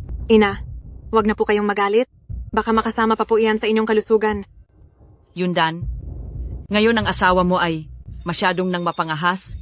Nakuha pa niyang magpakita ng masamang asal sa akin at nagawa pang magsumbong sa harap ni Inang Reyna. Ha? Nagpupumilit pa siyang makipaghiwalay. Sa tingin ko, ayaw lang niya tayong patahimikin. Dahil ganyan ang gusto niya, hayaan na lang nating masunod ang kagustuhan niya. Ina? Ina po. Biyanan po. Ngayong araw, alinman sa paalisin niyo ang pulubing ito o kung hindi ay mawawala na lang ako rito. Pumili kayo. Ina, ako po na inyong anak ang gustong mag-uwi sa batang ito. Hindi po ito si Kiao Er. Ang batang si Cheng Cheng ay naiwan ng dati kong kakilala. Noong pinahamak ako ng mga masasamang tao, nakiusap siya sa emperador para sa akin, kaya naiba ang hatol sa akin. Ngayong wala na ang buong pamilya nila. At ang bata ay nag-iisa na lang sa labas. Hindi ko po matiis, kaya nagdesisyon po akong isama siya rito. Ang galing mo talagang magsinungaling. Hindi nakapagtataka na kahit bata ka pa, ay napakabilis ng iyong pag-asenso sa gobyerno. Ganoon ba ang nangyari? May ganito palang malaking balita. Bakit ngayon mo lang sinabi sa akin? Pasensya na po, hindi ko po agad napag-isipan ng mabuti. Ito ay, kung ganoon, ano ang plano mong gawin sa batang ito? Noong araw, kung hindi nakiusap ang tatay niya para iligtas ako, baka wala na ako ngayon. Ngayong bata pa siya. At nag-iisa na lang, nagdesisyon akong ampunin siya bilang anak at palakihin kasama ni Junior. Anak siya ng iyong tagapagligtas. Nararapat lang iyan para hindi rin masabi ng ibang tao na tayo ay walang utang na loob. Ikaw si Cheng Cheng, tama? Siya ang iyong ikalawang ina. Mula ngayon, kapag may kailangan ka o kulang, sabihin mo lang sa kanya. Cheng Cheng, mamaya, sasamahan ka ni ikalawang ina na maglinis ng sarili at magpalit ng magagandang damit. Huwag na po kayong mag-alala. Aking kapatid, ako na po ang bahala. Hindi maaari. Hindi ka naman kasing asikaso ni Xueching. Si Cheng Cheng ay anak ng ating tagapagligtas. Kaya hindi natin siya dapat pabayaan. Hayaan mo siyang sumama kay Xueching. Gusto lang po ni Cheng Cheng na makasama si Ina. Gusto rin ni Ina na makasama si Cheng Cheng. Ina, ang batang ito noon, bago nangyari ang trahedya sa kanilang pamilya, binibisita siya ni Kiao Er. At sa buong mansion ngayon, tanging ang anak niyo at si Kiao Er lang ang kilala niya. Kaya mas mabuting si Kiao Er na lang ang mag-alaga sa kanya. Kung ganoon, siguraduhin mong ibibigay mo ang lahat ng iyong makakaya dahil kapag nalaman ng ibang tao na pinababayaan natin ang anak ng ating tagapagligtas, siguradong malalagot ka sa akin. Tara na. Wala siyang galang at wala siyang modo. Bakit ba ako nagkaroon ng ganyang manugang? Chunya. Madam? Madam, ito, ang batang ito ay... Ang batang ito ay inampun ko ngayong araw. Ang pangalan niya ay Cheng Cheng. Cheng Cheng. Shen Yundan. Anong ginagawa mo? Kiao Er, gusto kong matulog dito sa tabi mo ngayong gabi. Nandito pa ang bata. Anong pinagsasabi mo? Chunya, samahan mo si Cheng Cheng para maglinis ng sarili. Opo. Cheng Cheng, sumama ka muna kay Ate Chunya sa ibaba para mag-ayos. May sasabihin lang si Ina sa lalaking ito. Nang sandali at pupuntahan na kita agad. Ayos ba? Opo. Napakabait talaga. Sige na, lakad na. Tayo na. Shen Yundan, nagpapasalamat ako dahil tinulungan mo ako ngayong araw. Pero magkaiba ang usaping iyon. Huwag mong isiping dahil sa utang na loob na ito, ay tatalikuran ko na ang aking prinsipyo. At magpaparaya na lang. Huwag mo nang pangarapin. Kiao Er, bakit ganyan ang tingin mo sa akin? At paano ba dapat kita tingnan? Ilang dekada na tayong mag-asawa, kaya ang matulog dito sa tabi mo ay natural lang, hindi ba?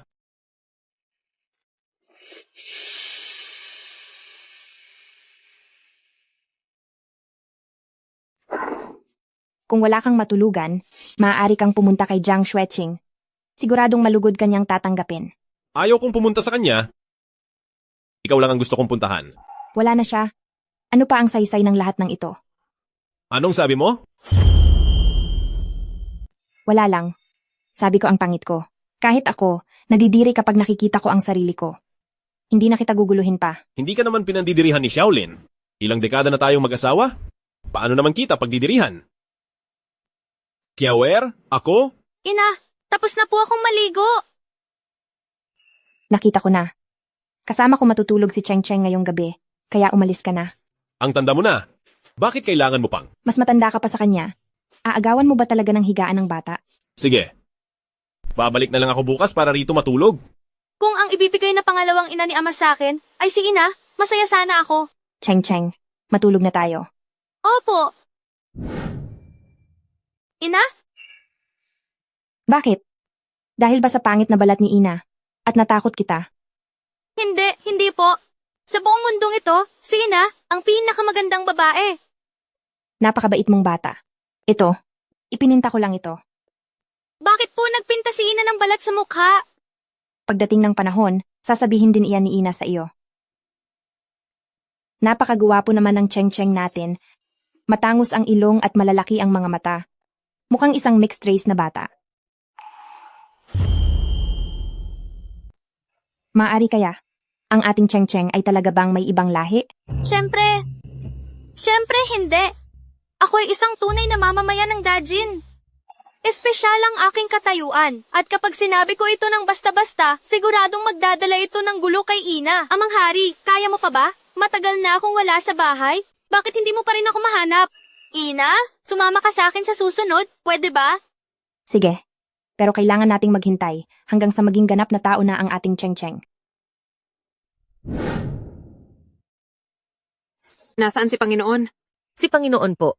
Pagkaalis po sa bakuran ni Unang Ginang, dumiretso na siya sa silid aklatan. Ano?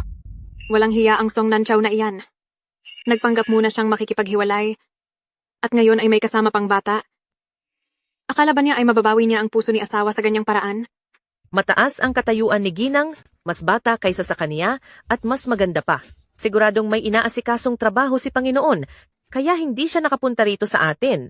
Pero, matagal na kaming kasal ni asawa, pero hindi man lang niya ako nilapitan.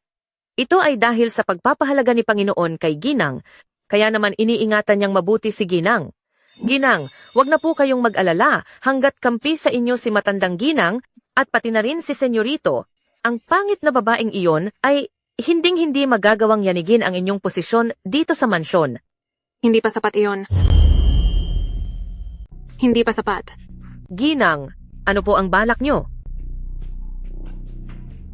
Yung maliit na pulubing iyon, hindi ba siya ang anak ng iyong tagapagligtas? Kung sa ilalim ng pangangalaga ni Song Nanchaw ay may mangyaring masama, sa tingin mo, ano kaya ang magiging tingin sa kanya ni asawa? Masusunod po.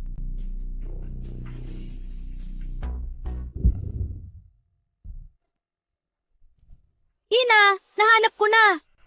Ay, nasaan si Ina? Maghapon ka na lang. Nagkukunwaring mabait sa harap ni na ina at ama. Balak mo ba akong palitan? Nananaginip ka ng gising. Mataas ba ang lipad? Mataas. Ina, ang galing mo. Halika, ikaw naman. Ang turing ni ate kay Cheng Cheng, bakit parang mas higit pa sa sarili niyang anak? Dahil lang iyon, sa buong araw niyang pagkukunwari at pagpapakyut, hindi lang si Ginang ang may gusto sa kanya, pati ang amo ngayon pagkakita sa kanya ay paboritong-paborito na rin siya. Batang ligaw, kapag sinumbong mo ito kina ina at ama, ipapalayas kita kay Lola.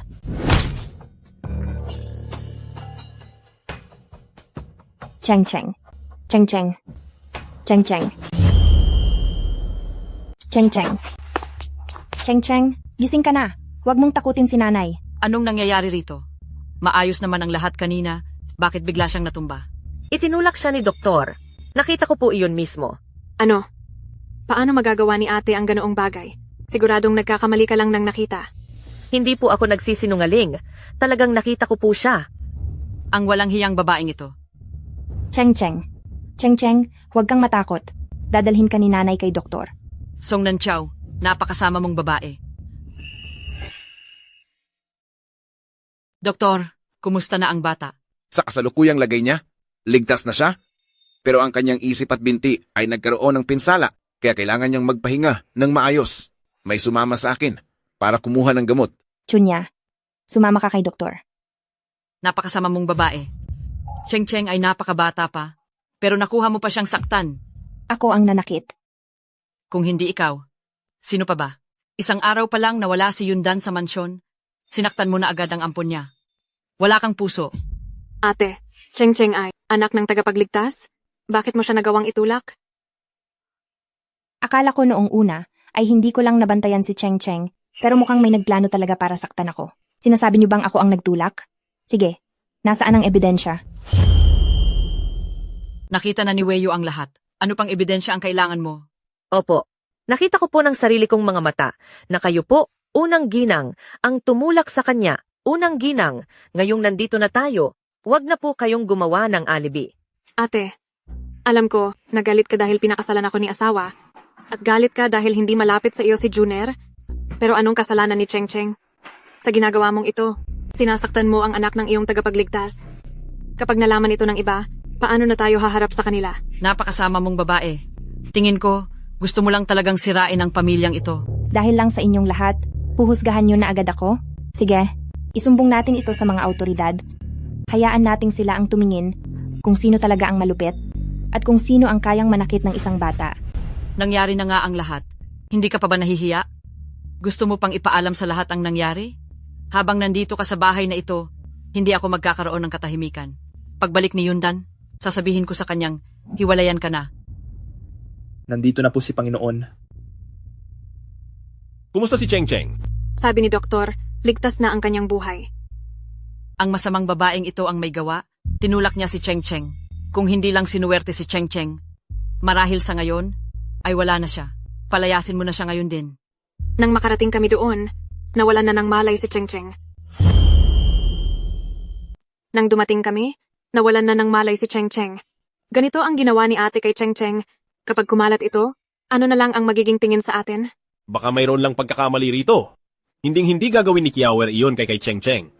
Pero nakita mismo ni Weiyu na si ate ang gumawa niyon kay Cheng Cheng. Ina? Cheng Cheng, kumusta ang pakiramdam mo? Mabuti po ako. Pasensya na po at pinag-alala ko kayo, ina. Cheng Cheng, sabihin mo sa iyong ina, sino ang nagtulak sa iyo? Ako. Kusa lang po akong natumba. Totoo ba? Ate, sa harap mo na mismong may sala, paanong magsasabi ng totoo si Cheng Cheng? Bakit kailangan pang magtanong? Nakita na iyon ni Weiyu nang malapitan. Ikaw ang may gawa nito. Masamang babae ka. Ina! Ngayong nandito na tayo sa puntong ito, kakampihan mo pa rin ba siya? Hindi ka ba natatakot na kumalat ang balitang ito? Asawa, bilang punong ministro ng ating bansa at bilang ehemplo ng lahat ng mga nag-aaral, kapag nalaman nilang wala kang utang na loob. Tama na ang daldal. Alam ko kung sino ang may gawa nito. Ate, ano bang ibig mong sabihin? Bakit pati si Juner ay idinamay mo sa investigasyon? Hindi lang si Juner, pati ikaw at ako, kasama ang lahat ng naririto, ay kailangang dumaan sa pagsisiyasat. Napakalaki naman ng palabas na ito. Gusto kong makita kung ano talaga ang mahahanap niyo. Maaring magsinungaling ang mga testigo, pero ang ebidensya ay hindi. At ang ebidensya ay nakatago, mismo sa katawan ng may sala. Ate, marunong ka palang magbiro. Kahit ang batang 3 taong gulang ay alam na, dapat itapon ang anumang ebidensya. Ate, wag mong sabihing balak mo akong pagbintangan sa harap nila. Nitong umaga, pagkatapos tumigil ng ulan, siguradong may mga naipong tubig sa lupa. At ang taong nanakit kay Cheng Cheng ay siguradong may bahid ang kanyang sapatos. Kailangan lang nating suriin ang ilalim ng sapatos ng lahat para malaman kung sino ang may gawa nito.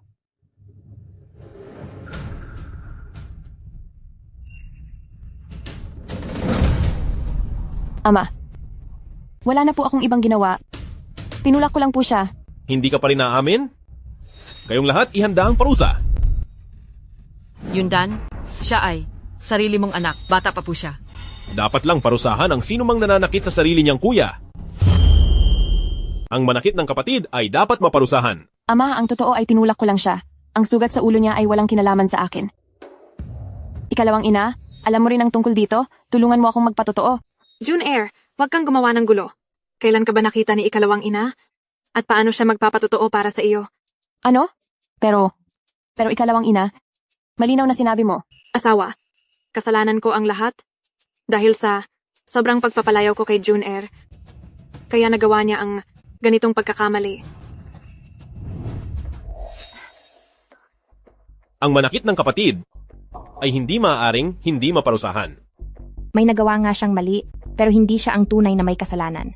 Noong nahanap ko si Cheng Cheng, nakahiga siya ng patihaya, tumama ang likod ng ulo niya sa lupa, kaya dapat, mas malala ang sugat sa likod ng kanyang ulo. Pero, mas malala ang sugat sa noo. Tama. May bumato sa kanya gamit ang bato. Talagang wala akong kinalaman dito. May bumato ba sa'yo? Opo. Ginang. Napakahusay mo. Ikaw palang masamang babae ka. Ikaw pala ang bumato sa kanya. Kaya pala ikaw ang bumato ng bato, hindi ba? Hindi po, Ginang. Umamin ka na ng maayos? At ako na ang bahala sa mga magulang mo hanggang sa huli. Kung hindi. Ako po ang may gawa. Hindi ko lang po masikmura. Gusto ko lang pong gumanti para kay Senyorito Jun, pero hindi ko akalain na masasaktan ng ganito si Senyorito Cheng Cheng. Panginoon, parang awa niyo na po. Patawarin niyo ako. Sinaktan ang senyorito ng mansyon at ibinintang pa sa iyong amo. Mga tauhan, ang walang hiyang nilalang na ito, ilabas at ibenta. Panginoon, nagkakamali po ako. Panginoon, patawad po. Bakit parang si ikalawang ina ay nag-iba na ng pagkatao? Hindi na siya katulad ng dati. Ang lahat ng ito ay gawa ng batang si Weiyu, kaya pakawalan mo na si Juner. Ama, nagkamali po ako. Patawarin niyo na po ako. Dahil nagkamali ka, kailangang may parusa. Tigil. Tumigil na kayo. Tumigil na kayo. Ang aking mahal na apo. Gusto mo ba siyang mawala? Asawa? Ang kasalanan ng anak ay pagkukulang ng ama. Dahil ayaw mong maparusahan siya, Ako na lang ang tatanggap ng parusa para sa kanya. Ano? Ano ba itong ginagawa mo? Alam ko na po ang pagkakamali ko. Mga tauhan. Ibalik si Juner sa kanyang silid at nang walang pahintulot ko, huwag siyang palalabasin kahit isang hakbang.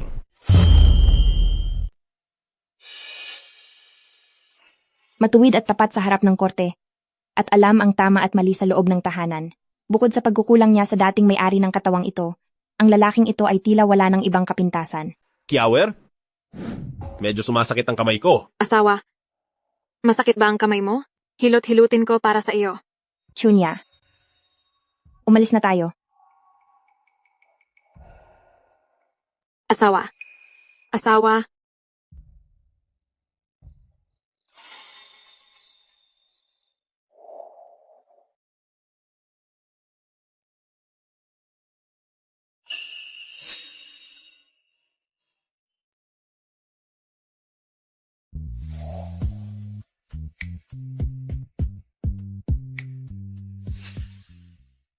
Kiawer?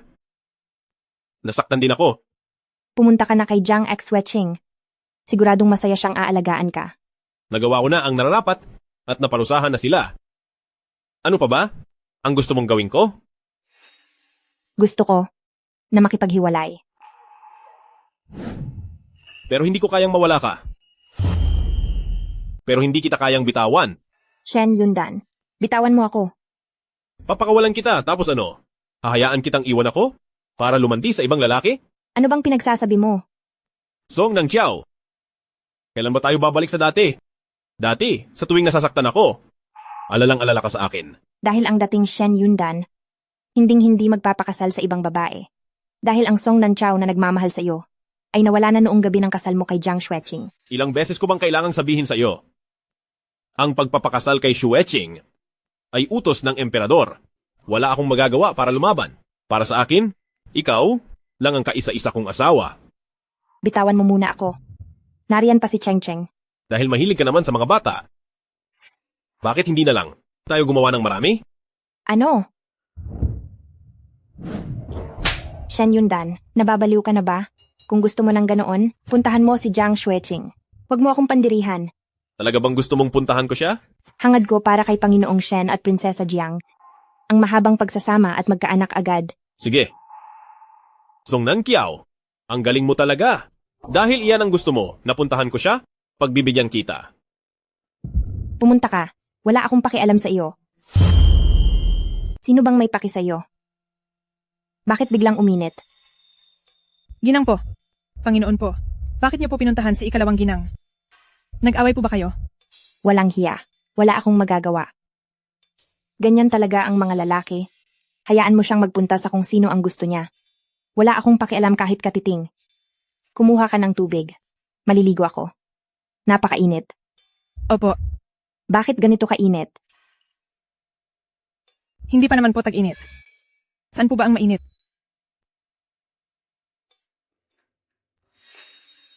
Ikalawang ginang po. Papunta po rito si Panginoon. Totoo ba? Bihisan niyo ako agad.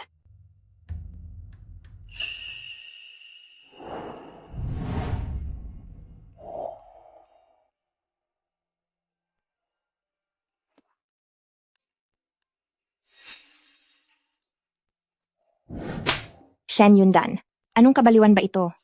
Kung gusto mo talagang gawin ang bagay na iyon, puntahan mo si Jiang Xueqing. Huwag mo akong diring-dirihin. Kung sino ang gusto niyang puntahan ko, iyon ang pupuntahan ko. Alagang hayop ba niya ako?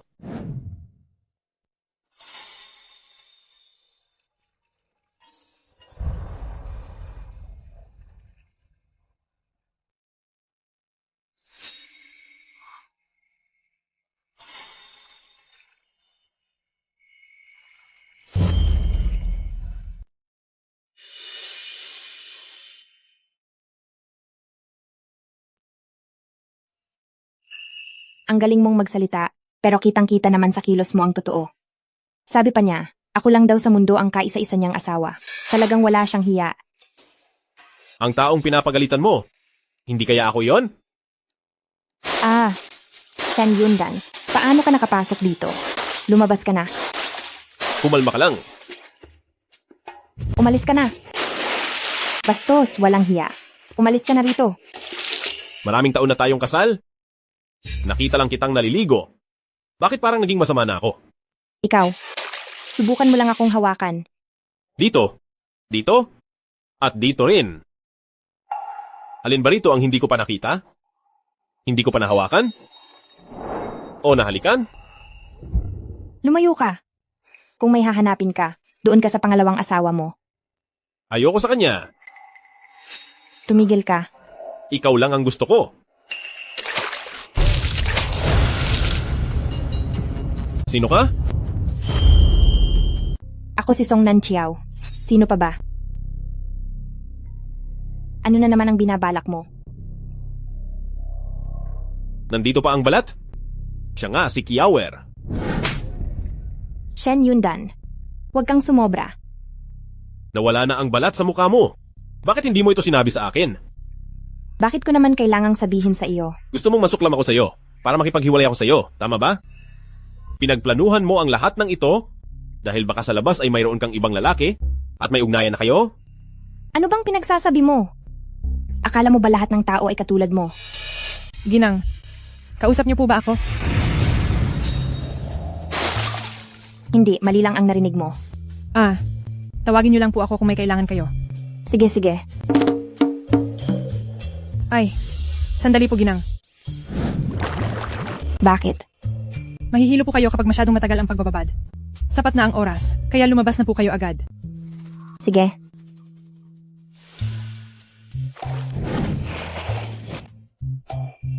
Song Nankiao, anong ibig mong sabihin? Song Nankiao, anong ibig mong sabihin?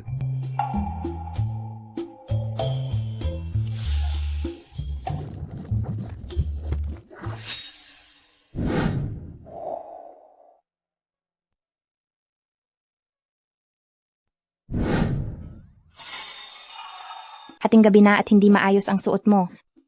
Punong ministro, hindi ka ba natatakot na mapahiya at masira ang dangal mo bilang isang edukadong tao?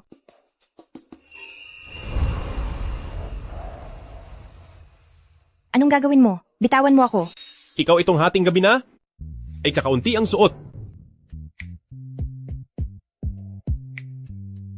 Huwag kang mag-alala. Kapag hindi ka pumayag, hindi kita gagalawin. Matulog ka na. Aalis ako kapag nakatulog ka na.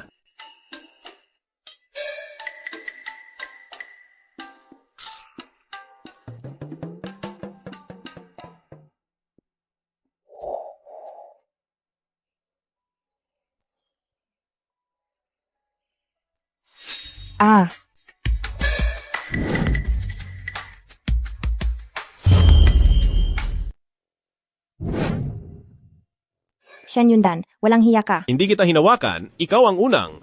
Tumigil ka na. Ikaw ang unang humawak sa akin. Lumayas ka rito. Song Nanchiao, napakahusay mo talaga.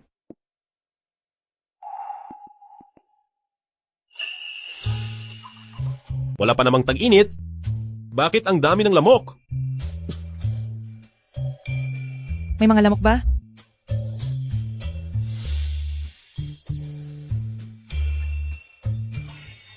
Hatsing.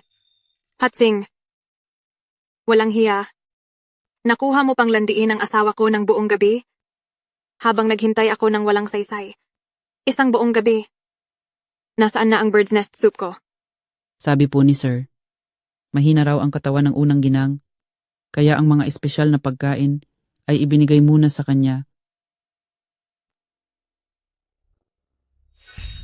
Ikalawang ginang, dumating na ang imbitasyon para sa piging sa palasyo. Song Nanchiao. Si Song Nanchiao na naman. Ang walang hiyang babaeng ito.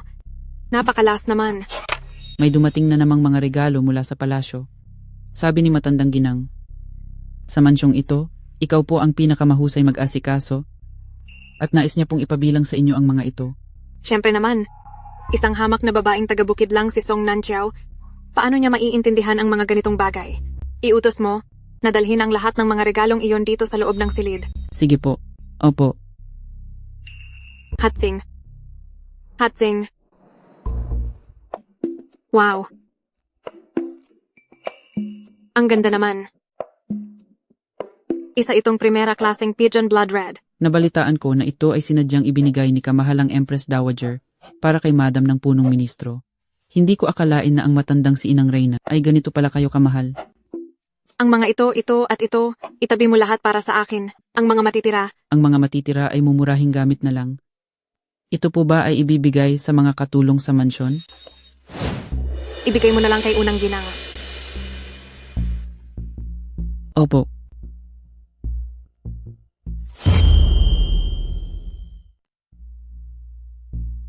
Bakit walang itinira, kahit isa, para sa unang asawa?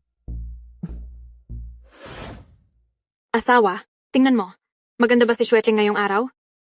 Oh, Bakit hindi pa po dumating si Ina? ang iyong ina ay nag-aayos pa. Kahit mag-ayos pa si ate, hindi pa rin siya gaganda. Kaya huwag na siyang mag-aksaya ng oras. Napakaganda naman. Diwata ba iyon?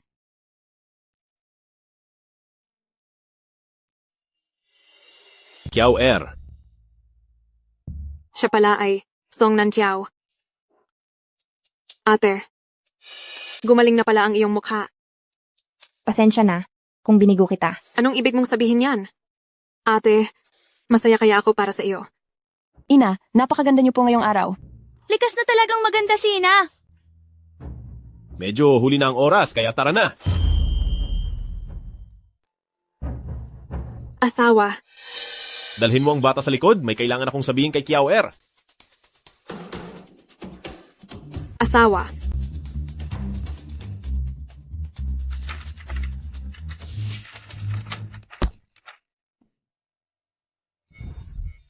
Tapos ka na bang tumingin? Hindi pa sapat. Ikaw. Nakakahiya ka. Anong ginagawa mo? Pasensya na. Hindi lang ako nakaupo ng maayos. Ang isang kagalang-galang na punong ministro. Bakit hindi man lang makaupo ng maayos sa karwahe? Si Madam Song ba ito? Ang kanyang mukha. Magaling na ba ito? Napakaganda pala niya talaga. Dadalo lang sa piging sa palasyo. Dapat sana ay magarbo ang suot. Bakit ang suot niya ay napakasimple? Tama. Bilang isang punong ministro, nahuwaran ng lahat ng mga iskolar. Bakit niya hinayaan ang kanyang pangalawang asawa na magbihis ng napakarangya? Napakadugyot naman ng suot ni Madam. Gaya nga ng inaasahan. Pare-pareho lang naman ang mga lalaki, wala ni isa sa kanila ang matino. Alam kong malapit kayo ni ate, pero hindi mo naman ako pwedeng paratangan ng walang basehan. Ang mga alahas na ito ay regalo sa akin ni kamahalang Empress Dowager. Kausap ba kita? Sa buong buhay ko, ang pinakaayaw ko ay ang mga bagay na hindi nababagay rito, na walang ginawa kundi mag-ingay rito't doon at magpahiya ng sarili. Anong sinabi mo? Ito ay bigay sa iyo ni kamahalang Empress Dowager? Kung gayon, bakit nakaukit dito ang pangalan ni Kiao Er? Ano? Grabe ka rin, Panginoong Shen. Mas pinapahalagahan mo pa ang kerida kaysa sa asawa. Ang regalong bigay ni Inang Reyna para kay Kiao Er ay napunta lang sa malanding babaeng ito. Paanong nangyari iyon? Ang hairpin na ito ay malinaw na ibinigay sa akin ni kamahalang Empress Dowager. Ang init. Anong nangyayari rito? Ate, kung may gusto kang bagay, sabihin mo lang sa akin. Dahil siguradong ibibigay iyon sa iyo ni kapatid. Pero bakit mo kailangang lasunin ako? Ang mga biyayang galing kay Inang Reyna, itinago mo lahat sa iyong silid. Ni hindi ko man lang nakita ang mga iyon, kaya paano kita mapapahamak? Ano? Kinuha mong lahat ang mga gantimpala? Hindi po. Kinuha ko lang po ang mga ibinigay sa akin ni kamahalang Empress Dowager. Ang mga natirang gamit ay ipinadala ko na po kay ate. At saka, napakapangit ng mukha ni ate. Hindi siya bagay sa mga mamahaling alahas na ito. Pangit ako. Sige, dahil sinasabi mong ang set na ito ay galing kay Inang Reyna, alam mo ba na ang Pigeon Blood Red ay marunong kumilala ng may-ari? Ano? Kahit ito ay hindi mo alam, tapos nagpapanggap kang marangal, alam ng lahat na kung para kanino ginawa ang Pigeon Blood Red, doon lang ito kikilala bilang amo. Kung pipilitin itong kunin ng iba, kusa itong masisira at susunugin ang magnanakaw. Ano? Paanong nangyari iyon? Asawa, maniwala ka sa akin, ang set ng mga alahas na ito ay talagang bigay sa akin ni Inang Reyna. Sabi ng naghatid ay para ito kay Madam ng Punong Ministro, at ako si Madam ng Punong Ministro. Narito na si Kamahalang Empress Dowager.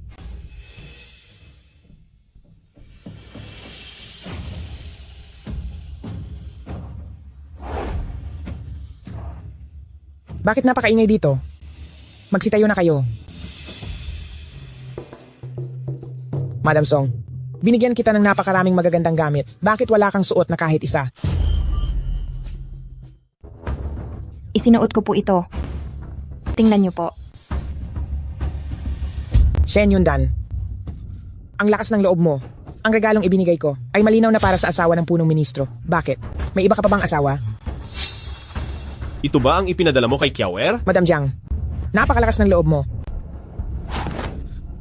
Kamahalang Empress Dowager, patawarin niyo po ako. May nagsabi po na para ito sa asawa ng punong ministro, kaya akala ko po ay... Prinsesa Jiang, nagmula ka rin naman sa marangal na pamilya. Bakit hindi mo malaman ang kaibahan ng pangalawang asawa sa legal na asawa? Ang set ng pulang alahas na iyon ay ginawa ko mismo para kay Ate Song, pero nagawa mo pang angkinin. Ang isuot yan. Nararapat ka ba? Lola, kapag ang pangalawang asawa ay nagnakaw sa legal na asawa, ano ang dapat na parusa? Para sa unang pagkakamali, dapat silang dumaan sa mahigpit na parusa ng pamilya. At para sa mga paulit-ulit na nagkakamali, dapat lang silang paalisin agad. Ako po. Alam ko na po ang pagkakamali ko. Maawa po kayo, Kamahalang Empress Dowager. Ginawa kang prinsesa ng emperador, kaya nararapat lamang na maging mabuting halimbawa ka sa mga kababaihan. Ngunit nagawa mo ang ganitong kahiyahiyang bagay. Parurusahan kita na magwalis sa kalsada sa loob ng 7 araw, bilang babala sa lahat. Napakatalino niyo po, Kamahalang Empress Dowager. Dapat lang na makita ng lahat ang kaniyang kahiyahiyang pagmumukha. Kamahalang Empress Dowager. Mga tauhan, ilabas na siya. Sandali lang, dahil ipinagmamalaki ni Prinsesa Jiang ang kaniyang kagandahan habang nagwawalis, siguraduhin mong hindi mo tatakpan ang iyong mukha. Dalhin na siya. Ate Song, hindi ba't ipinagtanggol kita kanina? Ikatlong prinsipe. Para sa aking asawa, hindi ba masyado po kayong nagiging malapit? Ano namang masama doon? Si Ate Song ang nagligtas sa buhay ko, kaya ang buong pagkatao ko ay sa kanya na. Mahiya naman po kayo, ikatlong prinsipe. May asawa na siya, at kung may kumalat mang usap-usapan, siguradong masisira ang kaniyang reputasyon. Ikaw ang may kasalanan. Matagal nang gustong makipaghiwalay ni Ate Song sa iyo, ikaw lang itong ayaw pumayag. Kahit pa itaya ko ang buhay ko. Hay. Matagal na gustong makipaghiwalay ni Ate Song sa iyo, pero ikaw ang nagpapatagal at ayaw pumayag. Kahit ano pang mangyari. Hay. Hinding-hindi ako makikipaghiwalay kay Kiawer. Itigil mo na ang pangarap mong iyan.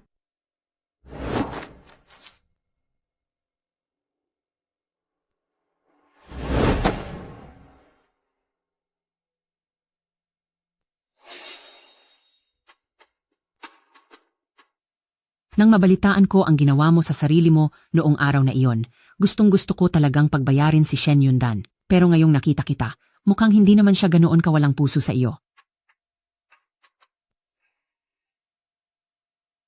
Ang tanging hangad ko lang ay isang tapat na puso na makakasama ko hanggang sa pagtanda.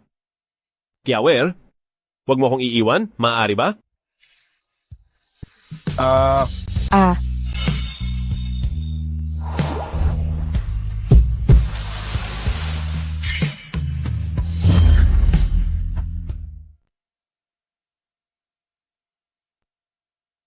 Anong ginagawa mo? Tinitingnan ko lang kung may sugat ang paa mo. Huwag kang malikot. Wag na po. Salamat. Ikaw na barbaro ka. Paano mo nagagawang ipakita sa iba ang paa ng isang babae nang ganoon lang? Tigil. Kayong mga babae ng Dajin, pare-pareho kayong maarte. Ang bukong-bukong mo ay mas payat pa sa daliri ko, at ang balat mo ay mas maputi pa sa harina. Iba ka sa lahat. Kahit sobrang sakit na, hindi ka man lang dumaing. Maraming salamat sa pagliligtas sa akin. Maliit na bagay lang iyon, huwag mo nang alalahanin. Pero, kung gusto mo talaga akong pasalamatan, may paraan naman. Ayon sa tradisyon nyo sa Dajin, ibigay mo na lang ang sarili mo sa akin. Ano?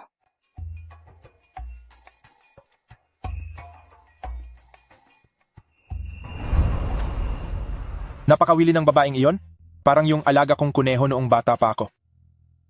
Magaganda ang mga kababaihan sa Dajin. Kung may balak po ang hari, Kapag nahanap na natin ang batang prinsipe, maaari nating kausapin ang kanilang emperador tungkol sa kasunduan sa pagpapakasal. Sumulat ang Cheng-Cheng na nahanap na nila ang pinakamahusay na asawa para sa akin. Kasal na siya sa iba, pero balak pa rin niyang iwan ang kanyang asawa at anak. Sa tingin ko, gusto lang niyang makuha ang aking posisyon bilang reyna ng Beidi. Kung ikukumpara sa babaeng iyon kanina, ay hinding-hindi siya mapapantayan. Ang munting pulubi na dinala ni Song Nanchiao ay ang munting prinsipe pala ng Beidi. Kung may mangyari mang masama sa kanya, Song Nanchiao, titingnan ko kung paano ka pa magagawang makatagal sa loob ng palasyo. Ito ay balahibo ng puting lobo na napakabihira at mahirap mahanap. Inaalay ko ito para sa Dajin at Inang Reyna. Maraming salamat, Hari ng Beidi. Sadyang napakabait niyo po, Hari ng Beidi. Ipagpaumanhin niyo po, Inang Reyna. May isa pa po sana akong hihilingin sa inyo. Naglayas po ang aking anak mula sa aming tahanan at mahigit 1 buwan na ang nakakalipas. Kaya naman naparito ako sa Dajin upang sunduin siya at iuwi na sa amin. Totoo po ba ang inyong sinasabi? Ngunit nasaan na po kaya ang munting prinsipe sa mga oras na ito? Sino po ba sa inyo si Madam ng Punong Ministro?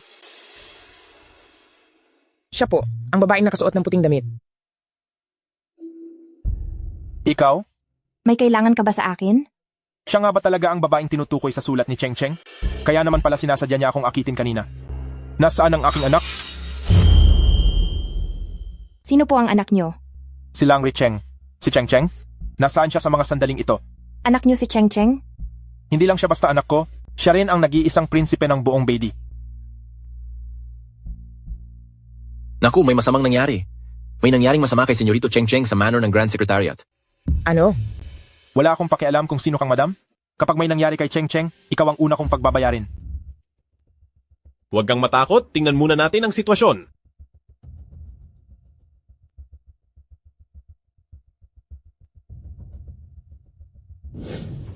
Tulong! May tao ba rito?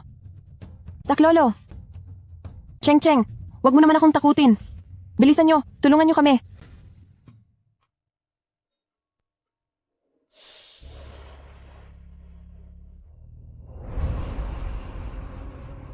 Wah! Hahatiin ko sa'yo ang mga kakaning ito. Tungkol sa nangyari noong nakaraan, magbati na tayo, maaari ba? Sige.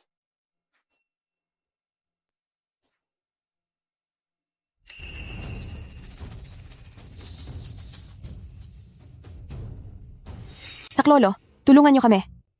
Ano ba talaga ang nangyayari? Hindi ko po alam. Binigyan ko lang po siya ng 1 pirasong kakanin. Hari, si Arsenico. Naglakas loob kang saktan ako, prinsipe ng Beidi. Pagbabayarin kita? Kiawer, ayos ka lang ba? Kahit napilyo si Junior, pero wala siyang lakas ng loob na manakit ng kapwa. Tiyak na may pagkakamali lang sa lahat ng ito. Tigilan mo ang satsat. Gusto kong pagbayarin siya sa ginawa niya sa anak ko. Hindi pa naman nawawala si Cheng-Cheng. Anong pagbabayad ang sinasabi mo? Napakalakas na lason ng Arsenico. May paraan ka ba para iligtas siya? Kapag nagtagal pa tayo, hindi ko na siya maililigtas. Kapag hindi mo siya nailigtas, pagbabayarin ko kayong mag-ina sa mangyayari sa anak ko. Inay! Kiawer? Pumunta ka sa Taiyuan at tumawag ng manggagamot. Kumuha ka ng 1 balde ng tubig at magdala ka na rin ng 1 malaking supot ng asin. Cheng-Cheng, narito na si Ama para sunduin ka. Kailangan mong lumaban. Halika, Cheng-Cheng. Bilis, buksan mo ang iyong bibig. Magiging maayos ang lahat kapag nainom mo ito. Mabubuhay pa ba ang nakainom ng lason? Totoo ba iyan? Paano mangyayari iyon? Lason iyon. Sa tingin ko ngayon, si Manor ng Grand Secretariat ay malamang na wala ng takas. Cheng-Cheng. Halika, uminom ka paksa. Isa pa. Malinis na tubig na ang isinusuka niya. Cheng-Cheng, ligtas ka na. Inay? Itay! Sinundo niyo po ako. Hindi po ba ako nananaginip? Hindi ka nananaginip. Narito si Itay para iuwi ka.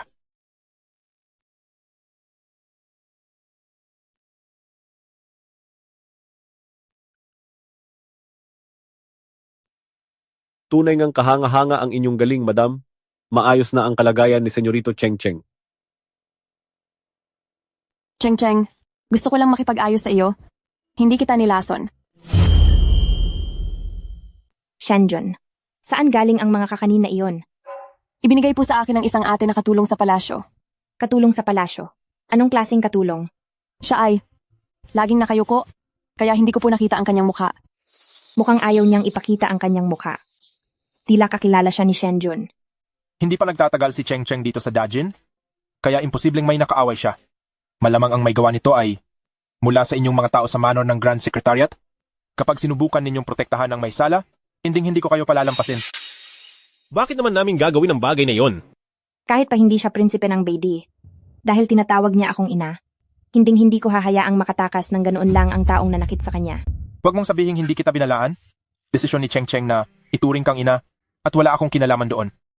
Huwag kang mag-alala, Hari. Si Kiao-er ay aking asawa at wala siyang kinalaman sa iyong hari ng Beidi. Kiao-er, ano ang iyong palagay? Sa madaling salita, matapos gumawa ng isang krimen, karaniwang bumabalik ang salarin sa pinangyarihan, bukod sa pagmamasid sa kanyang mga naging biktima, ay para na rin hangaan ang sarili niyang gawa.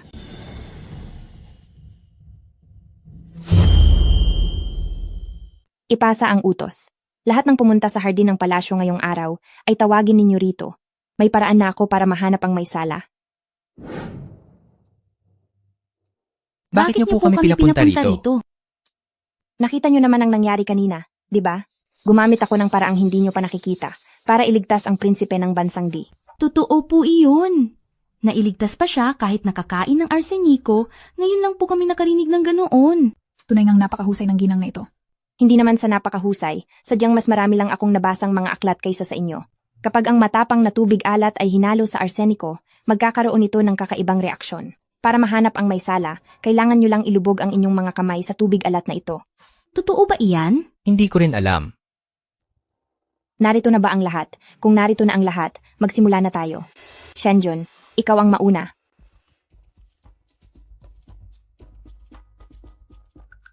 Inay, hindi po ako.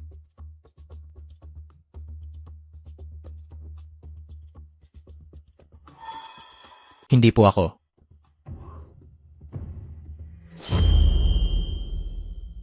Hindi ako.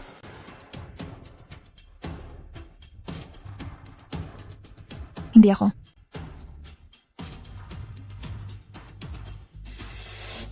Hindi ako. Switching, bakit ka nandito? Asawa, nakalimutan mo na ba? Pinarusahan ako ni kamahalang Empress Dowager na magwalis sa kalsada. Ganoon pala. Ikaw na ang susunod. Ilagay mo na ang iyong kamay sa loob. Ate, hindi mo naman siguro kami niloloko, di ba? Sa paraang ito, talaga bang mahahanap ang salarin? Subukan mo para malaman mo. Ikalawang ina, huwag ka nang magpatumpik-tumpik pa. Maraming tao ang naghihintay.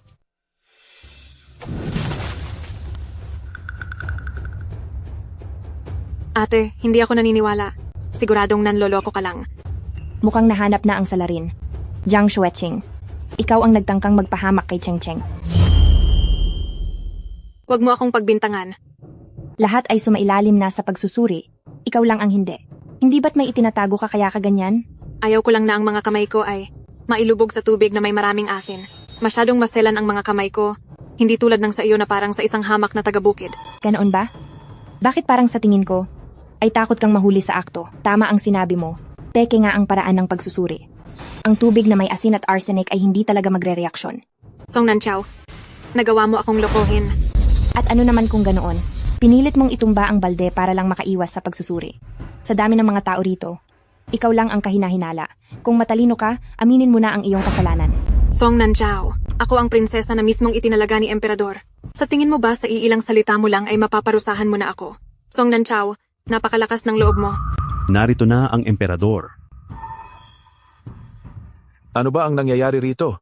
Isang malaking usapin po ito na nagbabanta sa ugnayan ng dalawang bansa. Ay naku, Liner! Dahan-dahan lang po sa paglakad, hindi mabuti ang inyong kalusugan. Sa ganitong paraan ng paglakad, bago pa man may mangyari sa iba, ako na ang mauunang mapahamak. Ano ba talaga ang nangyari? Kayong mga Dajin, may naglason sa anak ko gamit ang arsenic. Ngayon ang madam ng punong ministro na ito, nahanap na ang salarin, at siya iyon. Emperador, wala po akong kasalanan. Malinis po ang aking mga kamay. Hindi ko po kailanman hinawakan ang arsenic na iyan. Mahal na emperador, maaari po bang hayaan niyo akong suriin ito? Sakitin po ako mula pagkabata, kaya walang anumang lason ang makakatakas sa aking mga mata. Sige. Arsenic nga ito, siya ang salarin. Ikatlong prinsipe, bakit niyo po ako pinagbibintangan? Emperador, wala po akong kasalanan. Nakikiusap po ako. Alang-alang sa aking ama na si Konde ng Changping, parang awa niyo na po. Iligtas niyo ako. Asawa mo rin ako. Bakit mo hinahayaang siraan ako ni ate? Kung wala kang itinatago, bakit mo tinatanggihan ang pagsusuri? Hindi totoo iyan. Hindi ako ang gumawa niyan. Ina, tingnan mo ito. Nakita ko ito sa loob ng pavilion. Jiang Xueching, ano pang masasabi mo? Junair, naging mabuti ako sa iyo. Bakit mo ako kailangang pagbintangan ng ganito? Hindi ka talaga mabuting tao. Noong huli ay pinilit mo akong apihin si Cheng Cheng at inutusan mo pa si Ate Weiyu na batuhin ang ulo ni Cheng Cheng. Tumahimik ka. Paulit-ulit mong ginawan ng masama ang anak ko. Pagbabayarin kita, masamang babae ka. Hari, nakita po ng inyong lingkod sa pinaghulugan ng lagayan ng pabango ng babaeng ito, ang bagay na ito. Ako ang prinsesa ng Dajin. Hindi mo ako pwedeng parusahan ng sarilinan. Isang hamak na prinsesa lang, kahit ang mismong prinsesa pa ang nagtangkang saktan ng anak ko, kailangang magbayad ng husto. Sa dinastiyang Dajin, sa paglalason sa prinsipe ng Beidi, Ama, sa tingin ko ay malinaw na gusto niyang simulan ang digmaan sa pagitan ng dalawang bansa. Napakabigat na kasalanan nito. Noong ipinatapon si Ministro Shen sa malayo at tuyot na lupain, nagmadali siyang makipaghiwalay kay Ministro Shen. Pero noong naging makapangyarihan muli si Ministro Shen, bumalik siya para kumapit. Kitang-kita na ang babaeng ito ay sadyang masama ang loob. Sinunod na ng emperador ang huling kahilingan ni Konde ng Changping. Nagawin siyang pangalawang asawa ni Ministro Shen. Isa nga itong malaking pagkakamali. Madam Jiang, naging tapat sa bayan ang iyong amang si Konde ng Changping alang-alang sa kanya. Hindi ko na itutuloy ang pinakamabigat na parusa sa iyo. Pero kahit patawarin ka sa ganoong parusa, hindi ka pa rin makakatakas sa kaparusahan. Mula sa araw na ito, kailangang magpakalbo ka at maging madre, ikukulong ka sa templo ng Jingxi at hindi ka na makakalabas doon kailanman. Sa ginawa kong ito, kontento ka na ba? Asawa, nakikiusap ako sa iyo. Pakiusapan mo si emperador para sa akin. Paulit-ulit mong pinagtangkaan si Cheng Cheng para lang ipahamak si Kiao Er. Ang nararanasan mo ngayon ay bunga lang ng sarili mong mga gawa. Bunga ng mga gawa ko? Dapat ay sa akin ka lang? Bakit ang isang hamak na taga-nayon ang nakakuha ng pag-ibig mo habang ako ay hindi? Binabawi ko lang ang mga bagay na nararapat para sa akin. Anong mali sa ginawa ko? Hindi ako pag-aari ng kahit na sino dahil ang tanging minahal ko sa buhay na ito ay si Kiao Er. Hindi ako makapaniwala, tinalo ako ng isang babaeng taga-nayon. Ilayo siya rito. Balita ko, ang pangit na si Song Nanchao ay gumanda dahil sa pinapahid na ito. Kaya kailangang damihan ko pa ang paglagay. Sikat din naman ako sa buong lungsod noon.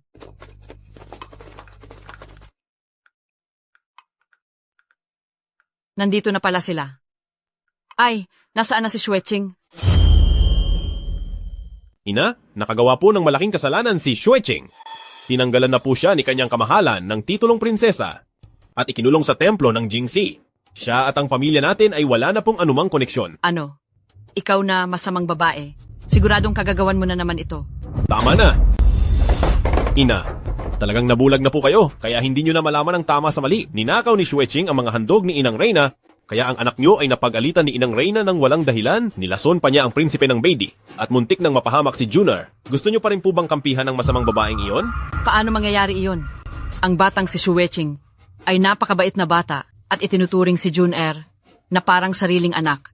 Ang mga ginawa niya noong tayo ay ipinatapon. Nakalimutan nyo na ba? Napilitan lang siya noon. Isa lamang siyang babae. Paano niya lalabanan ang kaniyang mga magulang at kapatid? Kayo ay talagang wala na sa katwiran. Ginamit niyo po ba ito? Binili ito ng anak ko? Anong masama kung gamitin ko ng kaunti? Wala naman po. Kaya lang ang gamot na ito ay nilagyan ni Jiang Xueching ng lason. At kapag madalas na ginamit, masisira ang mukha niyo. Ano? Muli mo na namang pinagbibintangan ng ibang tao ng walang dahilan. Ang mukha ko? Napakasakit ng mukha ko. Nasira na ang mukha ni Lola. Nakakatakot po ito. Bilis, dalhin mo ako para maghilamos. Dali. Ang sugat ni Ina, bakit parang katulad ng sa iyo noon? Dahil ang ginamit niyang cream para sa peklat ay ninakaw niya sa akin. Dahil kay Jiang Xueching, naging pangit ang mukha ko ng maraming taon. Ibigay mo na itong lunas sa iyong ina. Patawad, wala akong kaalam-alam. Babalik na si Chenger sa Beidi sa mga susunod na araw. Dadalhin ko siya para mag-impake. Tiawer. Pangako, hindi ko nahahayaang mangyari pa ulit ang mga ito. Maging maayos na tayo bilang isang pamilya, pwede ba? Shen Yundan, ang Song Nanchao na nagmamahal sa iyo, ay nawala na noong gabing ikinasal kayo ni Jiang Xueqing. Ang mga salitang ito ay wala na siyang pagkakataong marinig pa. Kung gusto mo talagang bumawi, makipaghiwalay ka na lang sa akin. Tiawer, Ama, hindi na ba talaga tayo kailangan ni Ina? kasalanan nito ni Ama. Ina, hindi ka pa talaga sasama sa amin pabalik ng Bedi? Hindi muna sa ngayon, sa susunod na lang kapag may oras na si Ina para bisitahin ka. Kung gusto mong kumain, lumapit ka rito. Ina, ano po ito? Ang bango naman. Ito ay tinatawag na twice-cooked pork. Salamat sa pagpapaubaya, mauuna na ako. Hoy, hoy, hoy! Ako muna. Kaya Bahay ako ko to. muna. Huigo Oro. Napakagandang pangalan. Sabi nga nila, ang Huigo Ro ay nakakaakit ng damdamin at ang taong nasa harap ko ang itinitibok ng puso ko. Song Nanchiao, dahil kinilala mo si Cheng Cheng bilang anak mo, dapat ka nang sumama sa akin sa Beidi para maging reyna. Manahimik ka. Si Tiawer ay ang legal kong asawa. Bakit, wala na ba ako sa paningin nyo? Siya nga pala, Ate Song. Pagkatapos nating kumain, pumunta ka sa kwarto mo at tingnan mo ang ipinagawa kong bagong alahas para sa iyo. Malapit na sigurong dumating iyon. Maraming salamat po. Itong Huigo Oro, sa tingin ko, ay katulad ng nilagang karne sa Beidi, may pagkakahawig sila. Dahil diyan, Song Nanchao, kung titira ka sa Beidi, siguradong magiging hiyang ka doon. Pareho naman kayong kagalang-galang na tao. Dapat ay alam nyo ang inyong limitasyon, di ba? Huwag na po kayong magalit, Panginoong Shen. Naghihintay lang naman ako na maghiwalay kayo ni Ate Song. Sa Beidi, wala kaming masyadong magugulong mga panuntunan. Kung susubukan niya akong harangan, magsasama ako ng mga tao para kunin ka, tingnan natin kung sino ang matapang. Kayo. Ay naku, tama na. Tumahimik na kayong lahat. Kumain muna tayo, kain na. Kumain ka ng marami para lumakas ka. Tiawer, gusto ko rin yan. Ate Song, pahingi rin ako? Kumuha na lang kayo ng sa inyo. Kayong dalawa, napakalaking mama nyo na pero naghihintay pa kayong pagsilbihan ng babae? Halika, Song Nankiao, anong gusto mong kainin, ipaglalagay kita? Gusto nyo bang kumain? Oh, heto, kumain na kayo. Ayos!